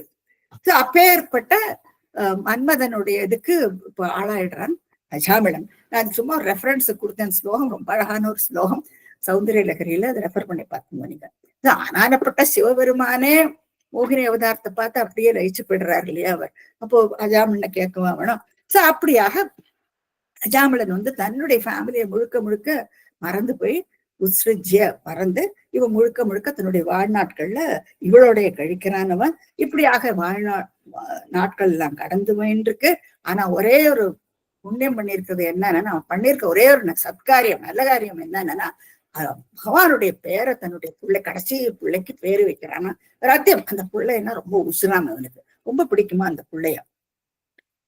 நீ அடுத்த ஸ்லோகத்துக்கு போலாம். சமிருத்யு காலே யமராஜ கிங்கரான் பயங்கரான் த்ரீன் அபிலக்ஷயன் பியாம் புராமனாத்வத் ஸ்மிருதி வாசனா பலாத் ஜுஹாவநாராயண நாமகம் சுதம். ரொம்ப கூர்ந்து கவனிங்க. ஒவ்வொரு ஸ்லோகத்திற்கும் நிறைய அர்த்தங்கள் உண்டு, ஒவ்வொரு லைனுக்கு அர்த்தம் இருக்குங்க. மிருத்யுகாலம் வந்தாச்சு, 88 வயசாயாச்சு அவனுக்கு ஆச்சு. மிருத்யு காலே யமராஜன், யம தர்மராஜன் சொல்லுவா யமன, அவரு கூட தர்ம வழியில நடக்கப்பட்டவராக்கும். அப்போ அவர் என்ன பண்றாரு, தன்னுடைய பார்ஷதர், தன்னுடைய தூதர்களை அனுப்புறார். யமராஜ கிங்கரான், கிங்கரான்னா அவருடைய தூதர்கள். அவ எத்தனை பேர், 3 பேர் இருக்கா பாருங்க. அடுத்து பட்டத்துல என்ன சொல்றார், பயங்கரான், அது பயங்கரமா இருக்கா பாக்குறதுக்கே, தலைவிரி போலமா பல்லு இதுவுமா பார்த்தாலே பயம். அதான் பயங்கரான் 3, 3 பேர் இருக்கலாம். இப்ப ஜென்ரலா பாகவதத்துல என்ன சொல்றாங்கன்னா, இந்த மாதிரி மிருத்யு சமயத்துல 2 பேர் தான் வருவாளாம். தெரியாது, யாருல தான் தெரியும் இல்லையா, 2 பேர் வருவாளாம். ஆனா இங்க 3 பேர், 3ன்னு சொல்றாரு, 3 பேர் வந்திருக்கா. மேபி அதுக்கு என்ன விளக்கம் கொடுக்கறான்னா, அத்தனை பாவம் பண்ணியிருக்கா நம்ம. அப்போ 2 பேர் வந்தா போராது, ஏன்னா அவ பாசக்க ஏற்பட்டு இழுத்துன்னு போறதுக்கு 2 பேர் போறாதா என்ன இல்லையா, ஆனா 2 பேர் போறாதான், அதனால 3 பேர் வந்திருக்கான்னு இங்க எழுதியிருக்காரு. சோ அவ பாக்குறதுக்கு அதிபயங்கரமா இருக்கா. பயங்கரான் 3 அபிலக்ஷயன் பியா, அபிலக்ஷன் பார்த்த உடனே அஜாமிளனுக்கு பயம். ஏன்னா அவ முகம் பார்த்தானே அத்தனை பயங்கரமா இருக்கான், மனசுக்குள்ள ஒரு பீதி விடுறான் அது பார்த்த உடனே. அதான் அபிலக்ஷயன் பியா. ஆனா என்ன, புராமனாக்கு, அதாவது ஒரு காலம், அதாவது முன்னால புராமனாக் வத் ஸ்மிருதி, தங்களுடைய ஸ்மிருதினா நினைவு. பகவான் அவன் தர்மபதத்துல இருந்து இல்லவா அனுஷ்டானங்கள் எல்லாம் பண்ணினவன், அக்னிஹோத்திரங்கள் எல்லாம் பண்ணினவன், சந்தியாவந்தனம், இந்த மாதிரி ஏகமா அவனோட வீட்டுல இருக்கும் பொழுது அவன் எல்லாத்தையும் அனுஷ்டிச்சிருக்கான் இல்லையா. எல்லா நியமங்களும் வேதத்துல சொன்ன பிரகாரம் ஒரு அந்தண்ணா இருந்து எல்லாத்தையும் ஃபாலோ பண்ணிருக்கான். சோ புரா மனாக்கு துவத், தங்களுடைய ஸ்மிருதி வாசனா பலாத்துங்கிறார். மேபி அதனோட ரெஃபரன்ஸ் அவங்ககிட்ட இருக்கு, அந்த மனசுக்குள்ள அவன் பண்ணிருக்கிற சத்காரியங்களுடைய வாசனை அவன் மனசுக்குள்ள இருந்ததுனாலே என்னமோ. ஜுஹாப நாராயண நாமகம் சுதம், நாராயணான்னு கூப்பிடுறானா, ஜுஹாவ நாராயணா நாமகம் சுதம், புள்ள நிக்கிறான் பாருங்க. அப்போ இங்க தன்னுடைய புள்ளைய கூப்பிடுறானாம் அஜாமிளன். இப்போ இந்த நீங்க ரொம்ப கூர்ந்து கவனிங்கோ, இது 2ஆம் இருந்து அபிலக்ஷயன் பியா, பயந்து விடுறான் அவன் அஜாமிளன். சோ இந்த பயத்தினால அவன் தன்னுடைய பிள்ளைய கடைசியா பார்த்துடுறோம். ஏன்னா அவன் எமகிங்கிற 3 பேரும் நின்றுட்டான். சரி, தன் பிள்ளைய கடைசியா ஒருக்கா பார்த்துடுறோம். கடைசி பிள்ளைக்கு ரொம்ப இஷ்டம் அவனுக்கு, நாராயணன்னு பேரு வேற வச்சிருக்கான். அப்போ என்ன, அந்த பிள்ளைய கூப்பிடுறான் அவன். அப்போ அதனால இருக்கலாம். ஜுஹாவ நாராயண நாமக்கம் சுதம், சுத்தம்னு எதிர்க்காரு. அதான் தன் பிள்ளைய கூப்பிடுறான் நாம. ஆனா அடுத்து அதுக்கு முந்தின என்ன எழுதியிருக்கார், புறா மனாத்வத் ஸ்மிருதி, உங்களுடைய அந்த நினைவு. இப்போ மேபி அந்த பயத்துல பகவானை கூப்பிடுறானோ தெரியாது நமக்கு. அவருடைய மனசுக்குள்ள என்ன எண்ணமாக்கு ஓடின்னு இருக்குங்கிறது நமக்குள்ளும் தெரியாது. ஆனா நாராயணான்னு கூப்பிடுறான் அவன். அந்த கூப்பிடுறது கூட என்ன, அவனுக்கு வயசாயாச்சு இல்லையா, வாயில இந்த பேரு கூட குழறி போய் தான் அவன் வந்திருக்கான். இப்ப இதுல ஒரு அழகான ஒரு ஸ்லோகம் உண்டு முகுந்த மாலையில, நிறைய பேர் சொல்லிட்டு இருப்பேன்னு நினைக்கிறேன். முகுந்த மாலை நிறைய பேருக்கு திரு குலசேகர ஆழ்வார் எழுதினது. அதுல என்ன எழுதியிருக்காருன்னா, அவர் கிருஷ்ணத்வதீய பத பங்கஜ பஞ்சராந்தம் அத்யைவ மே விஷது மானசராஜ ஹம்சஹ. என்ன அர்த்தம்னா, இப்ப நான் நன்னா இருக்கும் பொழுதே மாச ராஜஹம்சங்கிற மனசாகிற அந்த ராஜஹம்சம், மனச அந்த ராஜஹம்சத்துக்கு கம்பேர் பண்றாரு ஆழ்வார். அந்த ராஜஹம்சம் இப்போவே உன் காலடியில் இருக்கட்டும்ங்கிறார். பங்கஜம், உன்னுடைய பத பங்கஜம், தாமரை போன்ற உன்னுடைய பாதத்துல இப்பவே அது சரணம் இருக்கட்டும்னு சொல்றாரு. என்னத்தினால என்னன்னா, பிராண பிராண பிரயாண சமயே கபவா, பிராண பிரயாண சமயே கபவாத பித்தை. பிராண பிரயாண சமயம், அந்திம காலம் வந்துடுத்துன்னு வச்சுக்கோங்க, பிரயாணம் தான் நமக்கு இல்லையா. அப்ப அந்த அந்திம காலத்துல என்ன ஆகும், பயம் இல்லையா, அதுதான் அபிலக்ஷயன் பியான்னு சொல்றாரு. அப்ப அந்த பயத்துல என்ன ஆகும்னா, கவம், வயசும் வேற ஆயாச்சு, கவம் பித்தம் வாதம். கவம்னா நெஞ்ச அடைச்சுன்னு விடுமா, கவம் பயம், பயப்பிராந்தியில நாராயணன் கூப்பிட்டது கூட குளறி போய் கூப்பிட்டு நம்ம. அப்போ கவம் அடைச்சுன்னு விடுமா அந்த கடைசி காலத்துல. அதே மாதிரி அமிலங்கள் சுரக்குமா பயத்துல, பயந்திருந்தவன் பாருங்க, ஒரு அமிலங்கள் பயங்கரமா உடம்பெல்லாம் உஷ்ணிச்சு போயிடும் நமக்கு. அமிலங்கள் சுரக்கும், கண்ணுல இருந்து தனித்தனியா கூட்டும். அதான் கபவாத பித்தைங்கிறார். இத்தனையும் வந்துடுமா அந்த கடைசி காலத்துல. நல்லா ஹெல்த்தியா இருக்கப்பட்டவனுக்கு கூட எல்லாமே அடைச்சு போயிடும், கண்ணுல இருந்து மாலையா தண்ணி கொட்டும். அது இந்த பயத்தினால அப்படி ஆயிடும். அப்ப அந்த மாதிரி சமயத்துல கண்டாவரோதன விதௌ ஸ்வரணம் குதஸ்தே, இந்த மாதிரி தொண்டையே கண்டான த்ரோட்டுன்னு சொல்றோம் இல்லையா, கண்டாவ ரோதனா அது அடைச்சு போயாச்சுன்னா பகவான் எங்க நம்ம நினைக்க போறோம் இல்லையா, பகவான் பத்தி நினைக்கவே மாட்டோம். இது ரொம்ப உண்மை. நம்ம நினைச்சுட்டு இருக்கோம் அந்த கடைசி காலத்துல பகவத் ஸ்மரணை வேணும் வேணும்ட்டு எல்லாம். அதனாலதான் தினமும் நித்தியப்படியில நம்ம பகவானை நமஸ்காரம் பண்றோம், எல்லாம் தான் பண்றோம் எல்லாரும். ஆனா என்ன, அந்த சமயத்துல வலியோ என்னோது ஐயோ அப்பா அம்மான்னு கத்தின்னு இருப்பான். சோ அந்த கடைசி காலத்துல இப்படி ஒரு வேதனை, நமக்கு நரக வேதனையை அனுபவிப்பாளாம் அந்த சமயத்துல. ஏன்னா அந்த உயிர் பிராணம் போற சமயத்துல அப்படிதான் இருக்கும். அதுதான் இங்க பிராண பிராண பிரயாண சமயே கபவாத பித்தை.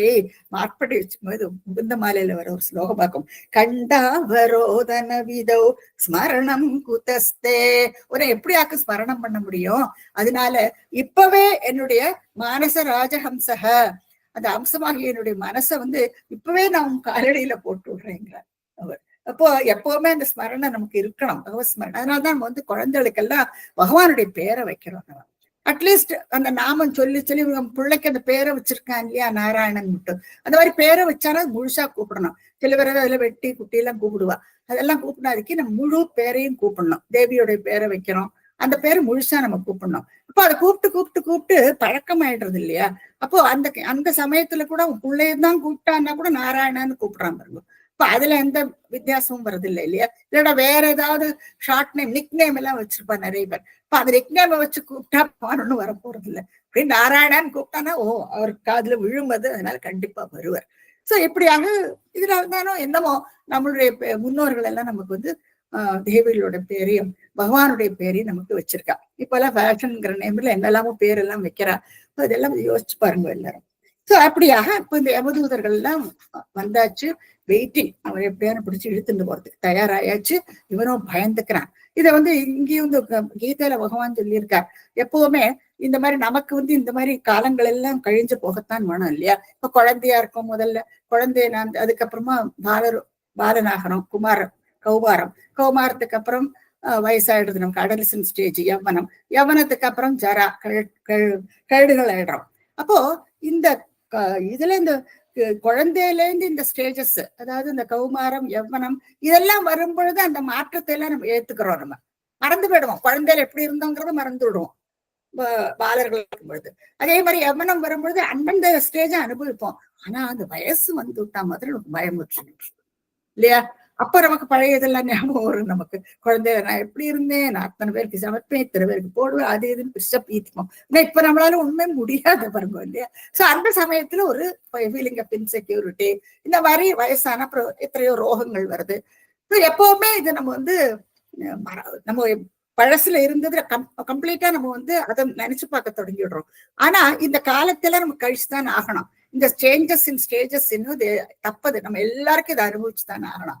அப்போ அதுல கீதால அவர் என்ன சொல்றாங்கன்னா, புத்தி உள்ள வாழாலும் இதுல மோகிச்சு போகவே மாட்டான். ஓ இதெல்லாம் இயல்பு, இது இப்படிதான் இருக்கும் அப்படின்னுட்டு ஏத்துப்பலாம் இல்லையா? அந்த சேஞ்சஸ் இன் ஸ்டேஜஸ் அந்த லைஃப்ல நம்ம இதெல்லாம் கடந்துதான் போகணும்னுட்டு அவ மனசுல உறுதியா இருப்பாளாம். ஆனா அந்த மனசுல நமக்கு அந்த உறுதி இல்லைன்னு வச்சுக்கோங்க, இல்லைன்னா கண்டிப்பா பயம்தான் நம்ம கிட்ட மிஞ்சும்.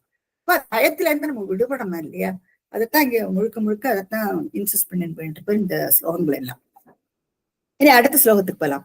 துராஷயஸ்யாபி ததாத்ம நிர்கத பதீய நாமாக்ஷர மாத்ர வைபவாத் புரோபி பேத்து பவதீய பார்ஷதா சதுர்புஜா பீத படா மனோகராம். இப்போ துராஷயஸ்யாபி, துராஷயஸ்யன்னு சொல்றார். அதாவது இவனோ ஃபுல்லா அதர்மகாரியம் பண்ணிட்டு அவருடைய வாழ்நாள் முழுக்க வேஸ்ட் ஆக்கியாச்சு அஜாமிளன்.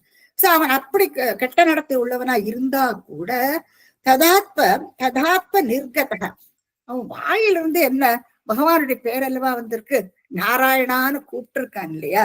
சோ ததாவ நிர்கத பட்டத்திரி சொல்றார், பதீய நாமாக்ஷர மாத்திர வைபவாத்து சொல்றார். உன்னுடைய அந்த நாமம், அந்த நாமத்துடைய இந்த அக்ஷரங்கள் இல்லையா, இந்த நாராயண 4 அக்ஷரங்கள் இருக்கு அந்த பேர்ல. சோ அந்த 4 அக்ஷரங்கள்னு சொல்றாரு அவர். ஸ்வதீய நாமாக்ஷர, நாமத்தில் உள்ள அந்த அக்ஷரங்களை மாத்திர வைபவாத்து, அத சொன்ன க்ஷணத்திலேயே புரக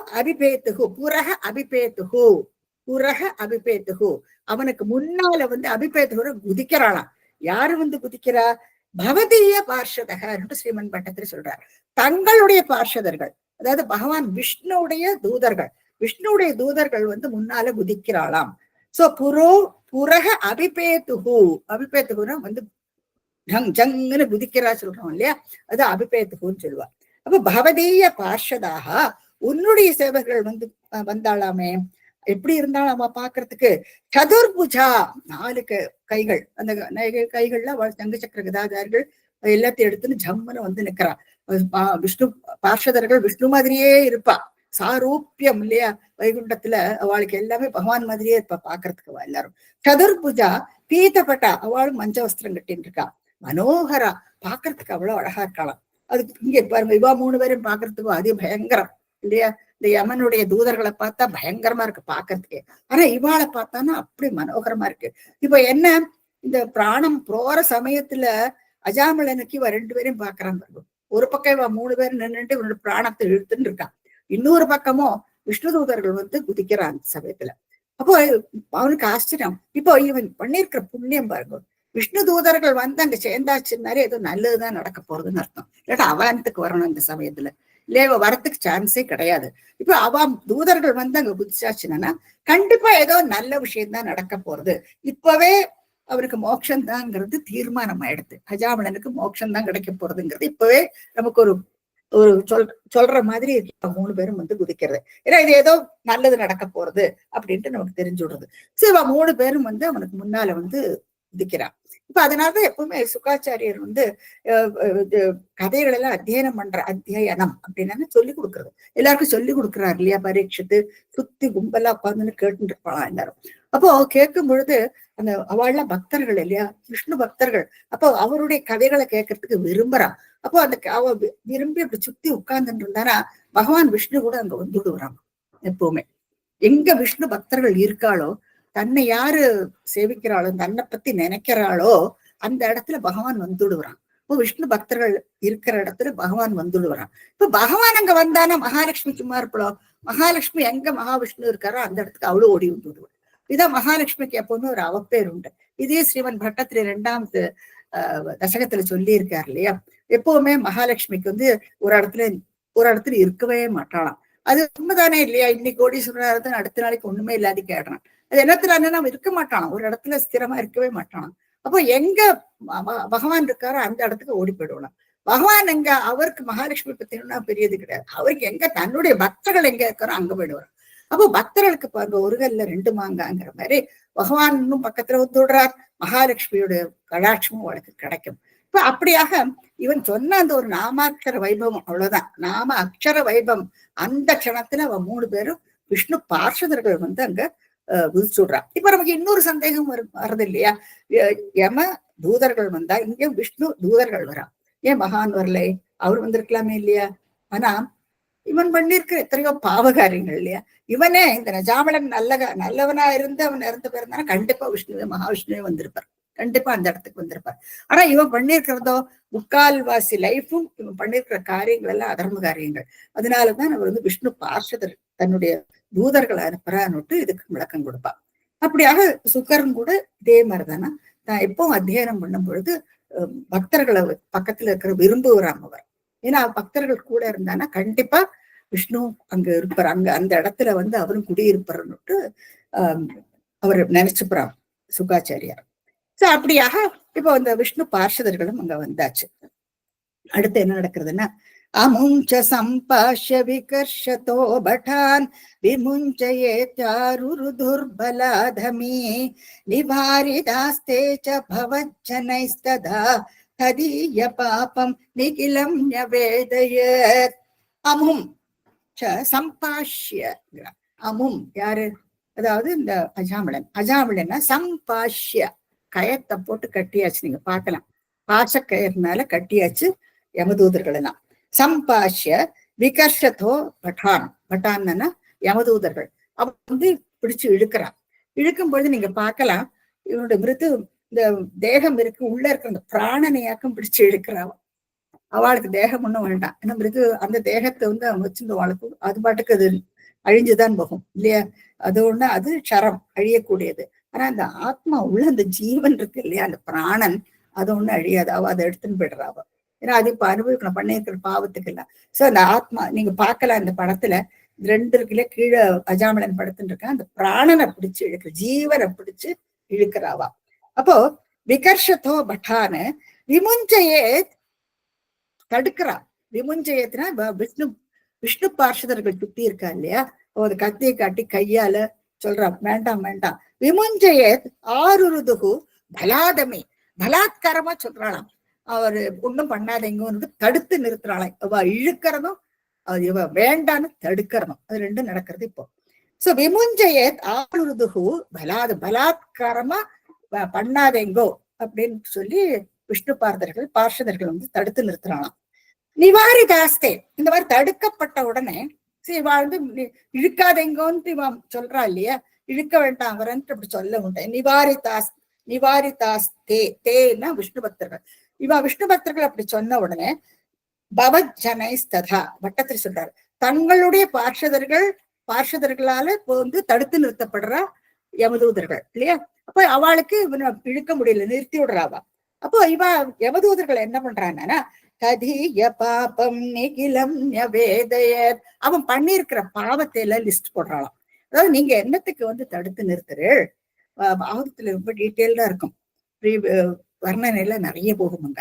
அப்போ இவ வந்து விஷ்ணு தூதர்கள் யமதூதர்கள் என்ன பண்ணுவாங்கன்னா இவ பண்ணிருக்கிற பாவத்தை எல்லாம் லிஸ்ட் பண்ணுவாளாம். ததீய பாபம், அதாவது அஜாமலன் பண்ணிருக்கிற பாவத்தை எல்லாம் நீக்கிலம் ஒண்ணு விடாம நிவேதயத்து எல்லாத்தையும் லிஸ்ட் போட்டு சொல்றாள், இத்தனை பாவம் பண்ணியிருக்கான். அப்போ யமராஜா, எங்களுடைய ராஜா எங்களை அனுப்பிச்சிருக்கார் இல்லையா, எங்களை அனுப்பிச்சு இவருடைய பிராணனை இழுத்துன்னு வரது சொல்லி அனுப்பிச்சிருக்காரு. அதனால நாங்க வந்திருக்கோம், எங்களுடைய அவளுடைய கடமையை அவ பண்றா இல்லையா, அப்ப நாங்க இங்க வந்திருக்கோம். அதனால அவன் பண்ணிருக்கிற பாவங்கள் எல்லாத்தையும் லிஸ்ட் போட்டு சொல்றாளாம் யமதூதர்கள். இப்ப அடுத்த ஸ்லோகத்துல என்ன சொல்றேன்னா, பவந்து பாபானி கதம் து நிஷ்கிருதே கிருதேபி போதண்டனமாஸ்தி பண்டிதாः ந நிஷ்கிருதி கிம் விதிதா பவாத்ருஷாம் இதி பிரபோத்வத் புருஷா பபாஷிரே. இப்போ ஒவ்வொரு ஸ்லோகத்திலையும் பட்டத்தில் எழுதுறார் பாருங்க. இதி பிரபோ, குருவாயூரப்பனை பார்த்து சொல்றார் சிவன் பட்டத்திலே, இதி பிரபோ துவத் புருஷா பபாஷிரே, உங்களுடைய பார்ஷதர்கள் இப்படி சொன்னாராமே அப்படின்ட்டு குருவாயூரப்பனை பார்த்து சொல்லுவார். என்ன சொல்றாங்கிறத பாக்குறோம். இப்போ விஷ்ணு தூதர்கள் என்ன சொல்றாங்கன்னா, இப்ப நீங்க பார்க்கலாம், விஷ்ணு தூதர்கள் ஒரு பக்கம் இருக்கா, யமதூதர்கள் ஒரு பக்கம் இருக்கா, இவனுக்கு பாசக்கயிறை போட்டு கட்டி நிறுத்தி இருக்கா. அப்போ இவா 2 பேருக்குள்ள இப்போ இந்த சம்பாஷணம் நடக்கிறது. இப்போ இவா என்ன சொல்றாரு, பவந்து பாப்பானி, சரி இவன் பாவம் பண்ணிருக்கான் ஒத்துக்கிறோம், பவந்து பாப்பானி, ஆனா கதம் து நிஷ்கிருத்தே கிருதேபிங்கிற.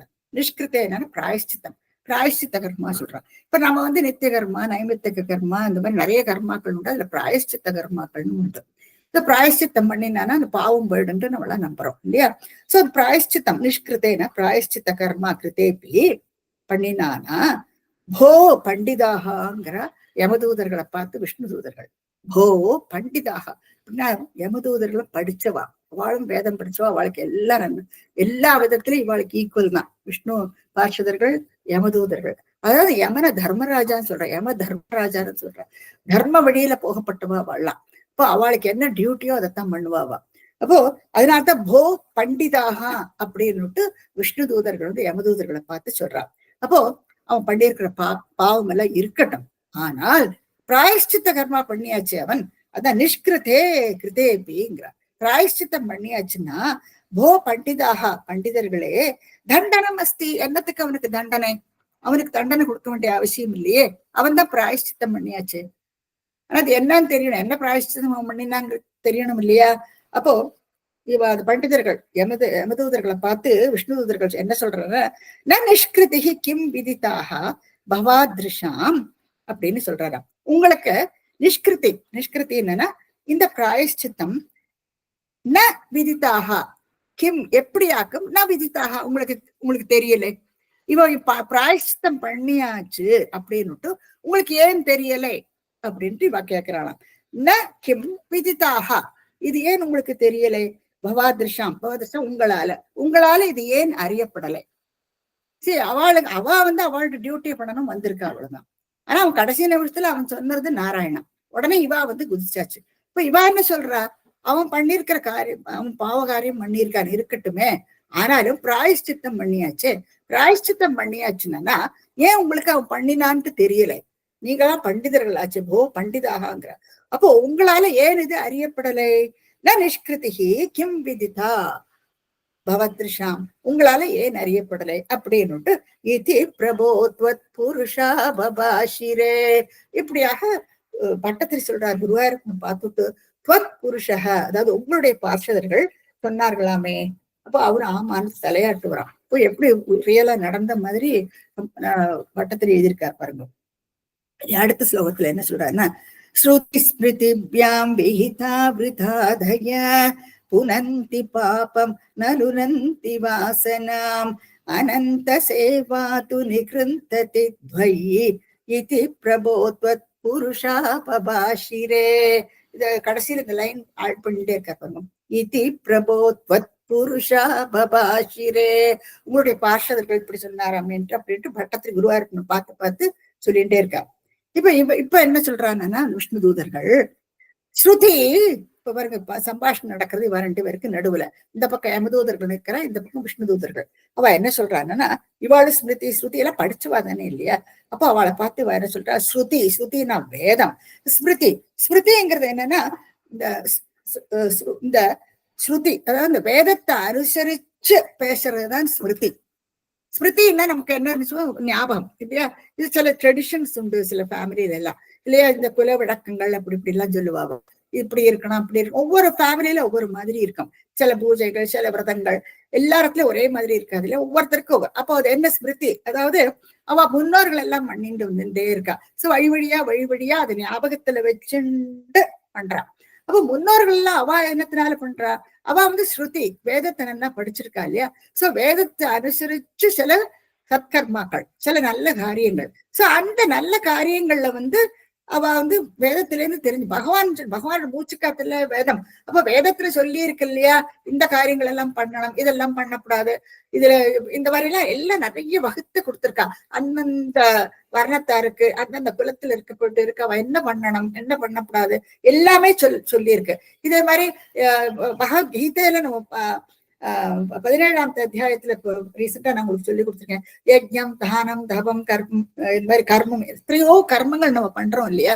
இந்த கர்மங்கள் எல்லாம் பண்ணி நம்ம நம்ம பாவத்தை எல்லாம் நம்ம போக்கிட்டு விடுறோம். அப்போ இங்க விஷ்ணு தூதர்கள் என்ன சொல்றாங்கன்னா, ஸ்ருதி ஸ்மிருதிபியாம் விஹிதா விருதாதய, விஹிதான வகுத்து வச்சிருக்கு விரதா, இந்த விரதங்கள் எல்லாம் அதுல சொல்லி இருக்கு இல்லையா. இது இந்த மாதிரி பண்ணலாம், பிராயஷ்சித்தங்கள் உண்டு. இப்போ அந்த யஜ்ஞம் பண்றதுக்கு அது குணத்தை சம்பந்தப்பட்டதுன்னுட்டு குணத்திரை விபாக யோகத்துல நம்ம பார்த்தோம் இல்லையா. ஞாபகப்படுத்தி பார்த்துக்கோ. இந்த யஜ்ஞம்னு பண்ணும் பொழுது அதுல சாத்விக யஜ்ஞம் உண்டு, ராஜச யஜ்ஞம் உண்டு, தாமச யஜ்ஞம் உண்டு. தபம்னு பண்ணும்பொழுது அதுல சாத்விக தபம் உண்டு, அதுலயும் ராஜச தபம் உண்டு, அதுலயும் தாமச, அது மாதிரி அதுலயும் 3 உண்டு. சோ யஜ்ஞம், தானம் பண்றதுலயும் சாத்விக தானம் உண்டு, ராஜச தானம் உண்டு, தாமச தானம் உண்டு. சோ அது பிரிச்சு என்ன அழகா சொல்லி கொடுக்குறாரு அர்ஜுனனுக்கு இல்லையா. சோ எல்லாத்துலயும் இந்த யஜ்ஞ, தானம், தபம் இதுதான் விரதம்னு சொல்றான். சோ இதெல்லாம் விதிச்சிருக்கு ஸ்மிருதியில எல்லாமே சொல்லி இருக்கு. வழியா நம்ம கடைபிடிச்சுட்டு வரோம்.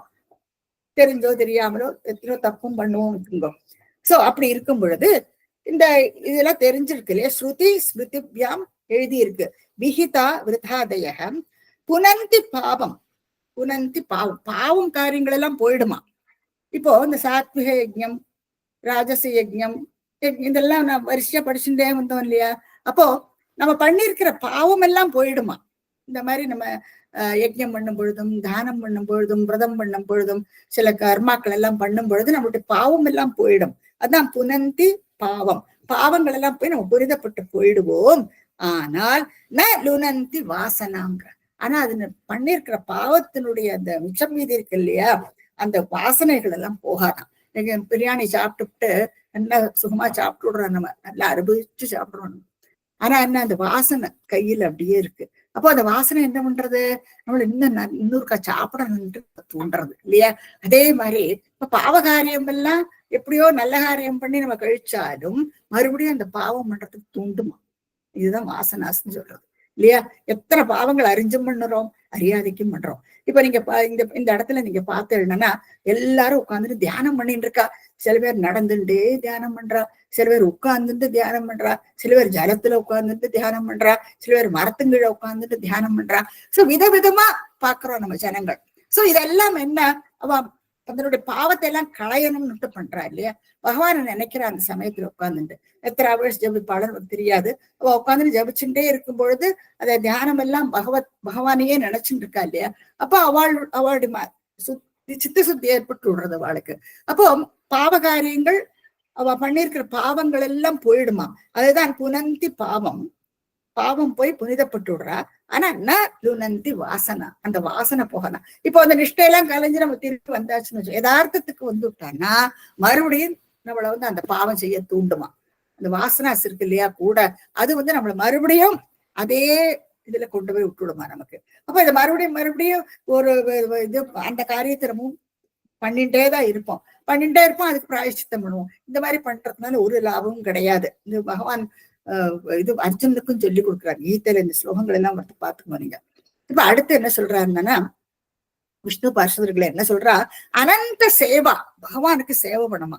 அனந்த சேவா எப்பவுமே அனந்த கணக்கில்லாதக்கு அனந்த சேவா, அதாவது 1 2 இல்ல, அனந்த சேவா. அதாவது நம்ம என்னெல்லாம் பண்றோம், எத்தனையோ கைங்கரியங்கள் இருக்கு இல்லையா பகவானுக்குன்னு, எத்தனை காரியங்கள் பண்ணலாம். எந்த ஒரு காரியமும் பகவானை நினைச்சு அவருக்கு அர்ப்பணம் பண்ணி நம்ம பண்ணணும். நம்ம பிரம்மார்ப்பணம் எத்தனை தடவை சொல்லிட்டே போறார் அர்ஜுன் கிட்ட. அப்போ அத ஈஸ்வரனுக்கு அவருக்குன்னு சொல்லி எந்த ஒரு காரியம் பண்றதையும் அவருடைய பேரை சொல்லிடணுமா.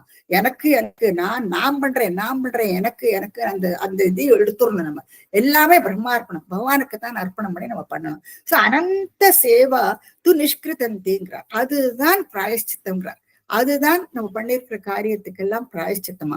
அந்த மாதிரி பண்ணிட்டே இருந்தோம்னா துவயின்னா அந்த ரெண்டு, அதாவது நம்ம பண்ணிருக்கிற பாவகாரியங்கள் அதனுடைய வாசனாஸ் அது ரெண்டுமே போயிடுமா. எப்படி? அனந்த சேவா, பகவானுடைய கண்டினியூஸா நம்ம சேவை பண்ணிட்டே இருக்கணும், பகவத் சிந்தனையிலேயே இருக்கணும்னு சொல்றாரு அவர். நீ என்னையே நினைச்சுன்ற, நீ சமைக்கிறையோ நடக்கிறையோ போறையோ எந்த காரியம் நீ பண்ணினாலும் நீ அந்த ஈஸ்வர விசாரத்தோட பண்ணுங்கிறார். பெரிய வள்ளம் சொல்லுவா எப்பவுமே, அதுல ஈஸ்வர விசாரம் வேணும் அப்படின்ட்டு எப்போ நம்மளை திட்டுவா இல்லையா. அதான் ஸ்கூலுக்கு போய் விளையாடி ஒஞ்சு போய் வருவோம், கால அலம்பி விபூதி இட்டு நமஸ்வாய ஜபி எல்லாம் எப்படி சொல்லி சொல்லி கொடுப்பா பெரியவாள்லாம்.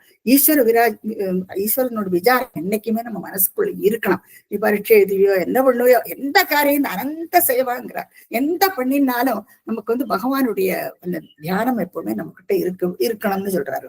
அப்படி இருந்தானா நிஷ்கிருதந்திங்கிறாரு. அப்போ அது பிராயஷ்சித்தமாயிடுறான். அப்போ துவயின்னா அந்த ரெண்டு, நம்ம பண்ணிருக்கிற பாவமும் போயிடுறது, அந்த பாவத்தினுடைய வாசனைகளும் போயிடுறது. இது பிரபோத்வத் புருஷா பபாஷிரே. இதெல்லாம் நமக்கும் ஒரு பாடம் தெரிஞ்சுக்கோங்க இல்லையா. இப்ப நம்ம எத்தனை பாவங்கள் நம்ம பண்ணியிருக்கோம், தெரிஞ்சும் பண்ணியிருப்போம், தெரியாமையும் பண்ணியிருப்போம், மறுபடியும் பண்ணுவோம். எத்தனைதான் நமக்கு சொல்லி கொடுத்தாலும் என்ன பண்ணினாலும் வேதாள முருங்கை மரத்துல ஏறுறது சொல்லுவா, அடுத்த நாளைக்கு எல்லாம் மறந்து போயிடுறது, மறுபடியும் அதே பண்ணது. எல்லாத்துக்கும் பொறாமை இது என்னெல்லாம் வாயால இத்தனை பேரை சொல்றோம் இல்லையா, திட்டுறோம், என்னெல்லாமோ சொல்லுவோம் நம்ம. இந்த மாதிரி எத்தனை பாவங்கள் ஒவ்வொன்றும் வாக்குனால, அது வாங்மயம்னு சொல்றாரு இல்லையா. புத்தி வாக்கு முக்கரணங்கள்லயும் நம்ம எல்லாத்திலையும் சேவை பண்ணுவோம் நம்ம எல்லாருக்கும் இல்ல. அதுல கூட கீதையில பகவான் அதுலயே சாத்விகம் ராஜசம் தாமசம்னு மூணா பிரிக்கிறார். சோ நம்ம பண்ற எந்த காரியங்கள் நீங்க எடுத்துக்கோ எல்லாமே குண சம்பந்தப்பட்டது, எல்லாமே இந்த சரீர சம்பந்தப்பட்டதாகும். அதனாலதான் ரொம்ப அழகா பகவத்கீதையில தான் எத்தனை விஷயங்கள் இருக்கு, இதெல்லாம் ரொம்பவுமே ஆலோசிக்க வேண்டிய விஷயங்கள் எல்லாமே. சோ அப்படியாக இது பிரபோத்வத் புருஷா பபாஷிரே. இப்ப அடுத்த ஸ்லோகத்துக்கு போலாம் நம்ம. अनेन भो जन्म सहस्र कोटिभिः कृतेषु पापेष्वपि निष्कृतीकृता यदगृहीन्नाम भयाकुलो हरे इति प्रभो त्वत्पुरुषा बभाषिरे. மறுபடியும் சொல்றாரு ஸ்ரீமன் பட்டத்திரி, இதி பிரபோ குருவாயிருப்பா துவத் புருஷா பபாஷிரே. உன்னுடைய பார்ஷதர்கள் சொன்னாராமே, என்ன சொன்னான்? அனேன போ போ பண்டிதா, யமதூதர்களை பார்த்து சொல்றா விஷ்ணு தூதர்கள், போ போன்னா பண்டிதர்களாவா. அனேன ஜென்ம, எத்தனையோ ஜென்மாக்கள் நம்ம எடுக்கிறோம் இல்லையா, எத்தனையோ ஜென்மாக்கள்ல சஹஸ்ர கோடி விகி, ஆயிரக்கணக்கான பாவகாரியங்கள் பண்ணியிருப்போம், புண்ணிய காரியங்களும் பண்ணியிருப்போம், கண்டிப்பா ரெண்டுமே பண்ணிட்டு இருக்கோம் நம்ம. சோ சஹஸ்ர கோடி பிகி கிருதேஷு பண்ணினா கூட, பாபேஷு பாவகாரியங்கள் சஹஸ்ரம் 1000 கோடி பாவ காரியங்கள் நம்ம பண்ணினா கூட, நிஷ்கிருதி கிருதா அதுக்கு பிராயஷ்சித்தம் பண்ணியாச்சுன்னா போருமா. நிஷ்கிருதிங்கிறது பிராயஷ்சித்தம். சோ நிஷ்கிருதி கிருதா. இப்போ இங்க இவனுக்கு என்ன நிஷ்கிருதி, இவன் என்ன பிராயஷ்சித்தம் பண்ணினா அதை இப்போ சொல்றாவா. எத கிரஹீன் நாம எது அக்ரஹீது நாம, நாம பகவானுடைய இந்த நாமம் இல்லையா, என்ன ஹரே நாராயணா அப்படின்னு அவன் தன் பிள்ளையாக்கும் கூப்பிடுறான். சோ அந்த நாமம், சோ அக்ரஹீத்து நாம. ஆனா அந்த பேரு சொல்றத கூட நாராயணன்னு கூப்பிட்டான்னா அது கூட பயாக்குல பயந்துட்டு சொல்றான் இல்லையா. அதுலதான் நமக்கு தெரியல அவன் என்ன மனசுக்குள்ள என்ன நிஜமாவே பகவான நினைச்சு கூப்பிட்டானா இல்லாட்ட தம் பிள்ளைய விட்டுட்டு போயிடுவோமே அந்த பயத்துல கூப்பிட்டானா நமக்கு தெரியாது. ஆனா அந்த அக்ஷரங்கள் போருமேங்கிறவா. சோ கிரஹீன் நாம, அந்த நாமம் பயாக்குலக ஹரே, பயத்தினோடையே அவன் சொன்னான் ஹரி நாராயணன்னு சொல்றான் இல்லையா. அப்போ அதனால நிஷ்கிருதி கிருதா, அதனால அதனாலேயே அவனால இந்த பிராயஷ்சித்தம் செய்யப்பட்டது. நிஷ்கிருத்தின பிராயஷ்சித்தம், கிருதான செய்யப்பட்டது. சோ அந்த நாமம் சொன்னதுனாலேயே அவனுக்கு அவனுடைய பண்ணிருக்கிற பாவத்துக்கெல்லாம் பிராயஷ்சித்தம் ஆயிடுத்து அப்படின்னுட்டு யமதூதர்கள்ட்ட விஷ்ணு பார்ஷதர்கள் சொல்றான். சோ அந்த நாமத்துக்கு உள்ள வைபவம் பாருங்க இல்லையா. அந்த நாம அந்த 4 அக்ஷரம் அதான் எழுது நாராயணான்னு தினமுமே நீங்க எழுதலாம். எழுதினா அந்த 4 அக்ஷரம் தான். 4 லட்சம் எழுதலாம், 4 கோடி எத்தனை வேணா எழுதலாம். 4 அக்ஷரம் தான் ஒரு நாராயண. 4 அக்ஷரங்கள் எப்பவுமே நம்ம வாயில சொல்லிட்டு இருக்கலாமே. குழந்தைகளுக்கு பேரு வைக்கிறோம், நாராயணான்னு பேரு வைக்கிறோம். வாய் விட்டு அழகா அந்த பேரை சொன்னாலே பகவானை கூப்பிடுற மாதிரி தான். அதுக்கு. அதுதான் அந்த நாமத்துக்கு அத்தனை வைபவம் நமக்கு தெரியறது.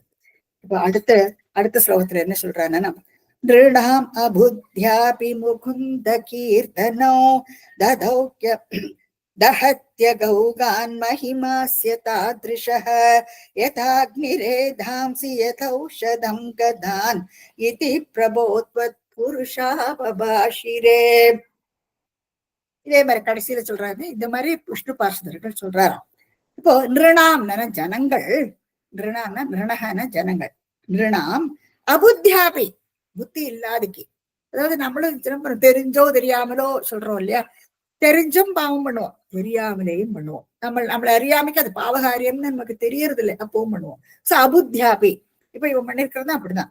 அபுத்தியாபி தெரியாமலும் புத்தி இல்லாதைக்கும் இந்த முகுந்த கீர்த்தனம், பகவானுடைய இந்த நாமம், கீர்த்தனம்னா அவருடைய நாமத்தை ஜபிக்கிறது, முகுந்த கீர்த்தனம். அதனாலதான் இந்த கீர்த்தனம் பஜனைக்கெல்லாம் அவ்வளவு இம்பார்ட்டன்ஸ் கொடுக்குறா. இப்போ இந்த ராமநாமத்தை ஜபிச்சுக்கிட்டே இருக்கா இல்லையா, அப்ப அந்த ஜபத்துக்கே அத்தனை பவர் இருக்கான். ஏன்னா அந்த நாம, அந்த அக்ஷரங்களே போருமா, அந்த அக்ஷரத்தை நம்ம ஜபிச்சாலே அதுவே பிராயஷ்சித்த கர்மம்னு சொல்றார். முகுந்த கீர்த்தனம் அது எப்படின்னா தஹத்ய எரிச்சுடுமா, அகௌகானுங்கிற பண்ற பாவங்கள் எல்லாத்தையுமே எரிச்சுடுமா. தஹத்ய கௌகான், தஹத்ய அகௌகான்னு பிரிச்சுக்கணும். தஹத்ய அகௌகான் மகிமாஸ்ய தாத்ருஷஹ. அப்போ அந்த க்ஷணம் இந்த நாமத்தை உச்சரிச்சாலே போருமா, அந்த க்ஷணமே எல்லாமே பாவங்கள் எல்லாம் எரிஞ்சு போயிடுறதான். அதுக்கு ஒரு கம்பாரிசன் கொடுக்கிறார் ஸ்ரீமன் பட்டத்திரிங்க. யதாக்னி ரேதாம்சி, அக்னி ரேதாம்சி, ரேதாம்சினா விறகு, அக்னி, அக்னி வந்து விறகு அப்படியே எரிச்சு விடுறது இல்லையா. எப்படி அக்னிங்கிறது அந்த விறகுக்குள்ளேயே இருக்கு, மரத்துக்குள்ள அக்னி இருக்கு, ஆனா அந்த மரத்தை ஒண்ணும் பண்றது இல்லை, ஆனா அக்னி மரத்தை எரிச்சு விடும். இது ஒரு பெரிய தத்துவமாக்குது. சோ எப்படி அந்த அக்னியானது மரத்தை எரிக்கிறதோ அந்த மாதிரி இந்த நாமம், இந்த நாமத்தை சொன்னாலே அது நம்ம பாவத்தை எரிச்சு விடுங்கிறார். அதுதான் தஹத்ய அகௌகான் மகிமாஸ்ய தாத்ருஷஹ யதாக்னி அக்னி ரேதாம்சி. அது இன்னொரு கம்பாரிசன் கொடுக்கிறார். யதௌஷதம் கதான்னு, கதான்னா நமக்குள்ள சூக்கேடு. இப்ப சூக்கேடுக்கெல்லாம் நம்ம மாத்திரை எல்லாம் எடுத்துக்கிறோம். அப்போ இந்த மாத்திரைகள் எல்லாம் ஔஷதம் மருந்துகள். சோ இந்த மருந்து மாத்திரைகள் எல்லாம் நமக்கு நம்மளுடைய ரோகத்தை நீக்கிறது, நம்மளுடைய ரோகத்திலிருந்து நமக்கு விடுபட்டு போறோம். சோ அந்த மாதிரியா இந்த நாமங்கள், இந்த நாமாட்சரங்கள் சொன்ன மாத்திரத்திலேயே நம்ம பாவங்கள் எல்லாம் எரிக்கப்பட்டு விடும் அப்படின்னு சொல்றார். யதாக்னி ரேதாம்சி, ரேதாம்சின்னு அந்த விறகு கட்டைகள். யதாக்னி ரேதாம்சி யதௌஷதம் கதான்னு, கதான்னா நம்மளுடைய ரோகங்களை எப்படி போக்குறதோ, இதி பிரபோத்வத் புருஷா பபாஷிரே. இப்படியாக அவருடைய பார்ஷதர்கள் சொன்னப்ப இந்த நாமத்துக்கு எத்தனை விசேஷம் பாருங்க. இந்த நாராயண நாமத்தை ஜபித்த முகுந்த சங்கீர்த்தனம் சொல்ற, அந்த முகுந்தா நாராயணா அவருடைய பேரை சொல்லிண்டே இருந்தா போருமா. ராமா, அவருக்கு எத்தனை நாமங்கள் இருக்கு இல்லையா, அழகான பேர்கள், ஒவ்வொரு பேருக்கும் எவ்வளவு அர்த்தங்கள் இருக்கு. சோ அந்த நாமத்தை ஜபிச்சாலே போருமா, அந்த நாமத்தை ஜபிச்சாலே அவருடைய பாவங்கள் எல்லாமே அப்படியே எரிஞ்சு போயிடும். அதுதான் தஹத்ய அகௌகானுங்கிறார். அகௌகான பண்ணியிருக்கிற பாவங்கள் எல்லாம் அப்படியே எரிஞ்சு போயிடுமா அந்த நாமாட்சத்திரம் ஜபிக்கும் பொழுது. முகுந்த சங்கீர்த்தனம் அப்படின்னு சொல்றார் ஸ்ரீவன் பட்டத்திரி இந்த ஸ்லோகத்துல. அடுத்து என்ன ஆகுதுன்னா, இதீரிதையாம்ய படைரபாஸ்ருதே பவத் பட்டானாம் ச கணே திரோஹிதே ஸ்மிருதிம் கஞ்சன காலமாச்சரன் பவத் பதம் பிராபி பவத் படைரசோ. இதி ஈரிதைஹி, இது ஈரித்தகன்னு சொல்றது. இப்படி சொல்லிவிட்டு இவ ரெண்டு பேருக்கு டிஸ்கஷன் நடக்கிறது இல்லையா. இப்போ விஷ்ணு பார்ஷதர்கள் ஒரு பக்கம், இவ யமதூதர்கள் ஒரு பக்கம், ரெண்டு பேருமே அப்படி டிஸ்கஸ் பண்ணிட்டு என்ன ஆகுதுன்னா, அவ சொன்ன உடனே அவ வந்து விஷ்ணு பார்ஷதர்கள் சொல்லிவிட்டா இல்லையா முகுந்தன் கீர்த்தனம், அதுலயே அவனுடைய பிராயஷ்சித்தம் பண்ணியாச்சு அப்படின்னு சொல்லிட்டு அவ போயிடுறா. இதீரிதேஹி யாமிய பட்டைஹி, யாமிய பட்டைகினா யமதூதர்கள் அபாசிருத்தே, இப்படி சொன்ன உடனே அவ அங்கிருந்து போயிடுறாளா, விட்டுட்டு போயிடுறான். இவர் பாசக்கையாரை போட்டு இழுத்து போடுறதுக்கு வந்தா இல்லையா, இப்போ அவனை ஒண்ணும் பண்றது இல்லை, அப்படியே விட்டுட்டு போயிடுறான். சோ யாமிய பட்டைகினா யமனுடைய தூதர்கள், யாமிய பட்டைகி அபாசிருத்தே, அவ அங்கிருந்து போயிடுறா. அதே மாதிரி பவத் பட்டானா, பட்டத்திரி குருவாயூரப்பன் பார்த்து சொல்றார், உங்களுடைய பார்ஷதர்கள் விஷ்ணு பார்ஷதர்களும் கணே, கணேனா கூட்டமா வந்திருக்கா இல்லையா, அவளும் திரோகிதே, அவளும் மறைஞ்சு போயிடலாம். 2 பேரும் தே ஜஸ்ட் டிசப்பியர்ட். அவ 2 பேரும். இப்ப இவன் ஃப்ரீ. சோ அஜாமலன் தப்பிச்சுன்னு விட்டான் பாருங்க. ஒண்ணும் இல்ல, நாராயணன்னு சொன்ன அவ்வளவுதான். ஆனா தப்பிச்சுன்னு விட்டானவன். அவன் எமனுடைய பிடியிலிருந்து காப்பாத்தி விடுது அந்த 4 அக்ஷரம் இல்லையா? 4 அக்ஷரத்தை சொன்னாலோ இல்லையோ அவன் எவனுடைய பிடியிலிருந்து அவன் காப்பாற்றப்படுறான். அவன் இப்போ பவத் ஸ்பிருதிம். அப்ப இப்போ அவனுக்கு புத்தி வந்து விடுறது. ஏன்னா அவனுடைய அதிர்ஷ்டம் பாருங்க இல்லையா?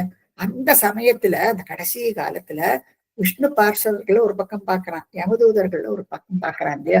இவ்வளவு ஒரு எக்ஸ்பீரியன்ஸ் அவனுக்கு. இப்போ யமதூதர்களும் மனோகர அவ்வளவு அழகா இருக்காளாம் பாக்குறதுக்கு. சோ அவன் பக்கத்துல வந்தோடனே அவன் பண்ணிருக்கிறது எல்லாம் அவன் புண்ணியத்தை அடைஞ்சு விட்டான்னே சொல்லலாம். இதுவே அவனுக்கு மோட்சம்தான். அவ வந்தாச்சுன்னா அவனுக்கு மோட்சம்தாங்கிறது நிச்சயமா எடுத்துக்கோ. இப்போ அவ 2 பேரும் போயாச்சு. இப்போ 2 தூதர்களும் திரும்பி போயாச்சு. அப்போ அப்படியாக இது அஜாமலன் திருந்தி விடுறான் பாருங்க. பவத் ஸ்மிருதிம், தங்களுடைய அந்த எண்ணத்துல பவத் ஸ்மிருதிம் கஞ்சன, கொஞ்ச காலம் ஆச்சரன், அவனுடைய காலத்தை எல்லாம் கழிக்கிறான் அஜாமலன். கங்கை துவாரம் இல்லையா? ஹரித்வாரத்துல இருந்துட்டு அனுஷ்டானங்கள் எல்லாம் பண்ணிட்டு அவன் பண்ணியிருக்கிற தர்ம காரியங்கள் பண்ணியிருக்கான் இல்லையா? எல்லாத்தையும் விட்டுட்டு இப்ப என்ன பண்றாங்கன்னா பகவானுடைய அந்த ஒரே எண்ணம் பவஸ்மிருதிம் கஞ்சன காலம் ஆச்சரன். அதனால அவனுக்கு பவத் பதம், பகவானுடைய வைகுண்ட பதம் கிடைக்கிறான். எத்தனை அதிர்ஷ்டம் பாருங்க அவனுக்கு. அந்த நாமத்தை உச்சரிச்சதுல அவனுக்கு அவ்வளவு புண்ணியம் கிடைச்சு அவனுக்கு. பவத் பதம், தங்களுடைய பதம் பிராபி கிடைச்சது. பவத் பட்டை ரசவ், காட் ஆஃப் ஆனர். பவத் தங்களுடைய பார்ஷதர்கள் வந்து கைய பிடிச்சு அவனை வைகுண்டத்துக்கு கூட்டிட்டு வரான். சாரூப்பிய மோட்சம் கிடைக்கிறது அஜாமலனுக்கு. ரூபம், அவனுக்கு பகவத் ஸ்வரூபமே கிடைக்கிறது. சாரூப்பிய மோட்சம்னு சொல்லுவாங்க. 4 வகையான மோட்சங்கள் உண்டு இல்லையா? சாலோக்கியம், சமீபியம், சாரூப்பியம், சாயுஜ்யம் பகவானோட கலந்து போயிடுறது, ஒன்றரை கலந்து போயிடுறது, அது சாயுஜ்யம். இது சாரூப்பியம்னா அந்த ரூபம் கிடைக்கும். அவ வைகுண்டத்துல ஏதாவது பகவானுக்கு சேவை பண்ணிட்டு அங்கே இருப்பாவா, அந்த இடத்துலயே இருப்பாவா. ஜெய விஜயாழ்வாளெல்லாம் பார்த்தோம் இல்லையா? அவள்லாம் ரூபம், அவளும் பாக்குறதுக்கு பகவான் மாதிரியே தான் இருப்பா. அதே வஸ்திரங்கள் கட்டின்னு இருப்பா, 4 கைகள் உண்டு அவளுக்கு, எல்லாம் யூனிஃபார்மா இருப்பா, எல்லாரும் ஒரே மாதிரி இருப்பா. நல்ல காரியங்கள் தான் நடக்கும். அதெல்லாம் நம்ம பார்த்தோம் இல்லையா? வைகுண்ட லோகம் எப்படி இருக்கும் அப்படின்ட்டு நம்ம பார்த்திருப்போம் நம்ம.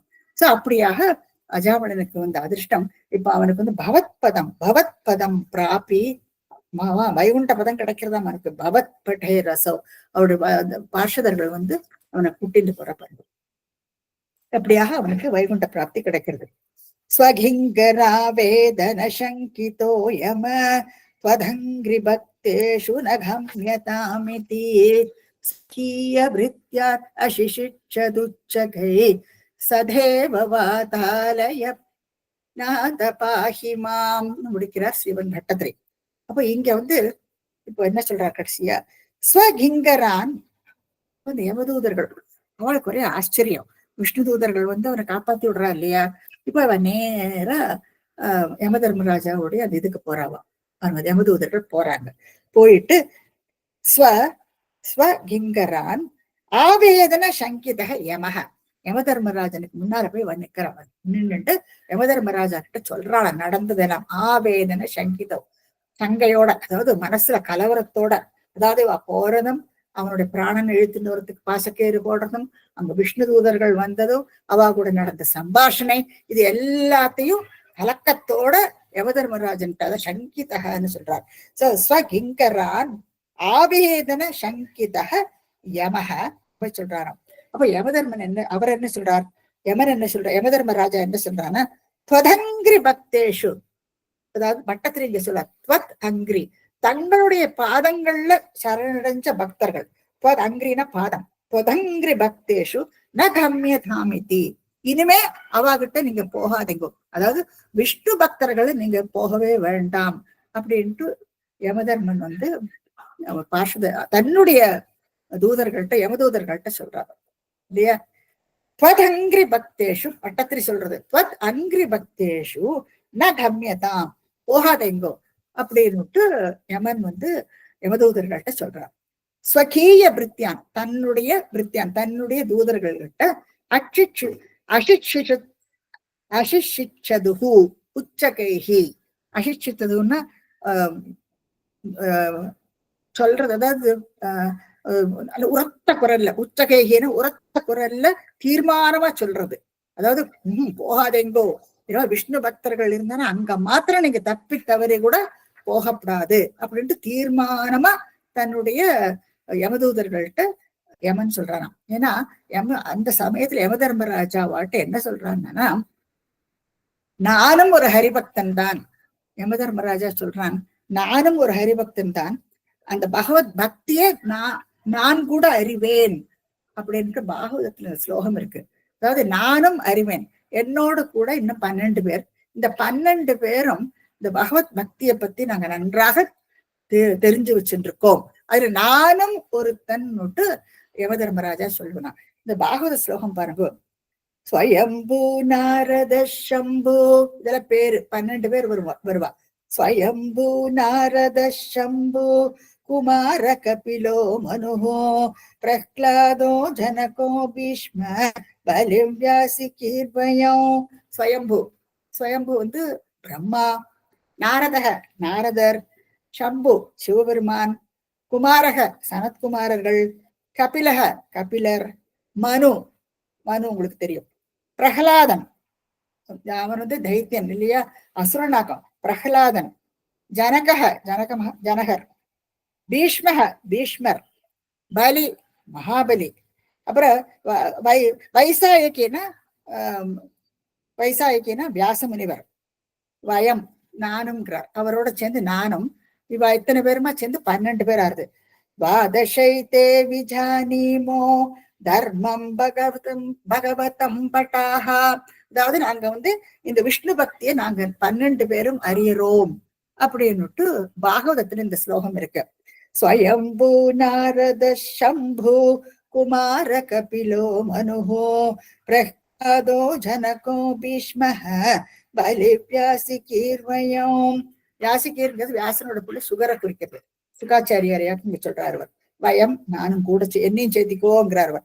துவாதசைதே 12 பேர், விஜானீமோ தெரியும் உங்களுக்கு, தர்மம் பகவதம் பட்டாஹா, நாங்க எல்லாரும் விஷ்ணு இவரை பத்தி இவருடைய மகிமை எங்களுக்கு நாங்க 12 பேர் தான் அறிஞ்சிருக்கோம் நன்னா அப்படின்னுட்டு யமன் தன்னுடைய யமதூதர்கள்ட்ட சொல்றாரு. சோ அப்படியாக அப்பேற்பட்ட ஸ்ரீமன் பட்டத்திரி என்ன சொல்றார், சதே பவாதாலயநாத பாஹிமாம். அப்பேற்பட்ட தேவா குருவாயிரப்பா, அப்பேற்பட்ட இல்லையா யமனே சொல்றாரு, யம தர்மராஜாவே சொல்றார், பகவத் பக்தியை பத்தி எனக்கு தெரியும், நானும் ஒருத்தன், நானும் ஒரு விஷ்ணு பக்தன் தான் யம தர்மராஜா கூட சொல்றார் இல்லையா. அப்போ தேவ குருவாயூரப்பனை பார்த்து பட்டத்திரி சொல்றார், சதேவ பாதாலயநாத பாஹிமாம், நீ ரட்சிக்கணும் அப்படின்னுட்டு இவர் எப்பவுமே தன்னுடைய வேதனையை சிந்திக்கிறார் இல்லையா. இவரும் இப்ப கஷ்டப்படுறாரு, இப்போ என்னுடைய வேதனை, நானும் எப்பவும் உன்னுடைய நாமத்தை தானே சொல்லிட்டு இருக்கேன், அவனானு அதர்ம காரியங்கள் எத்தனையோ பண்ணி அஜாமிளன் கடைசி காலத்துல அவன் தன்னுடைய பிரியப்பட்ட பிள்ளையுடைய பேரை சொல்லி அவனுக்கே வைகுண்ட பதம் கிடைச்சது இல்லையா. நானும் எப்பவுமே உன்னுடைய நடையில உட்கார்ந்துட்டு உன்னுடைய நாமத்தையே சொல்லிட்டு இருக்கேன், உன்னை பத்தி தான் எழுதிட்டு இருக்கேன். இப்போ பகவானை பார்த்து சொல்லு, என்ன ஆதங்கம் பட்டத்திருக்கே, உன்னை பத்தி தானே சதேவ பாதாலயநாத பாஹிமாம், என்னையும் நீ ரட்சிக்கணும் அப்படின்னுட்டு இந்த சரித்திரத்தை சொல்லி முடிக்கிறார் ஸ்ரீமன் பட்டத்திரி. சோ இதுல இருந்து நம்ம என்ன தெரிஞ்சுக்கிறோம்னா, அந்த நாமாட்சரத்துடைய வைபவத்தை நம்ம நல்லா தெரிஞ்சுக்கிறோம் இல்லையா. பகவானுடைய நாமங்களை சொன்னாலே போரும். இதை பத்தி நம்ம பெரியவாள்லாம் நமக்கு நிறைய சொல்லி கொடுத்துருக்கா. சோ நம்மளும் அதை கடைபிடிக்க பார்ப்போம். சாந்திரானந்தாவபோதாத்மகம் அனுபமிதம் காலதேசாவதிப்யாம் நிர்முக்தம் நித்யமுக்தம் நிகமசத சஹஸ்ரேண நிர்பாஸ்யமானம் அஸ்பஷ்டம் திருஷ்டமாத்ரே புனருரு புருஷார்த்தாத்மகம் பிரம்மதத்வம் தத்தாவத் பாதி சாக்ஷாத் உருபவனபுரே ஹந்த பாக்யம் ஜனானாம். ஸ்ரீ ஹரே நமஹ.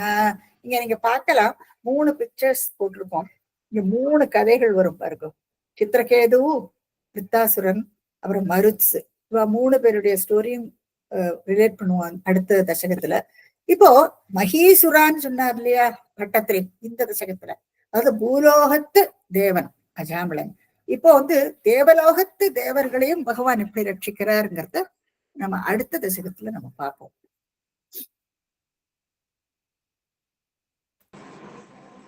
தேங்க்யூ. தேங்க்யூ மாமி. தேங்க்யூ. தேங்க்யூ ஜெயா. தேங்க்யூ மாமி. தேங்க்யூ மாமி.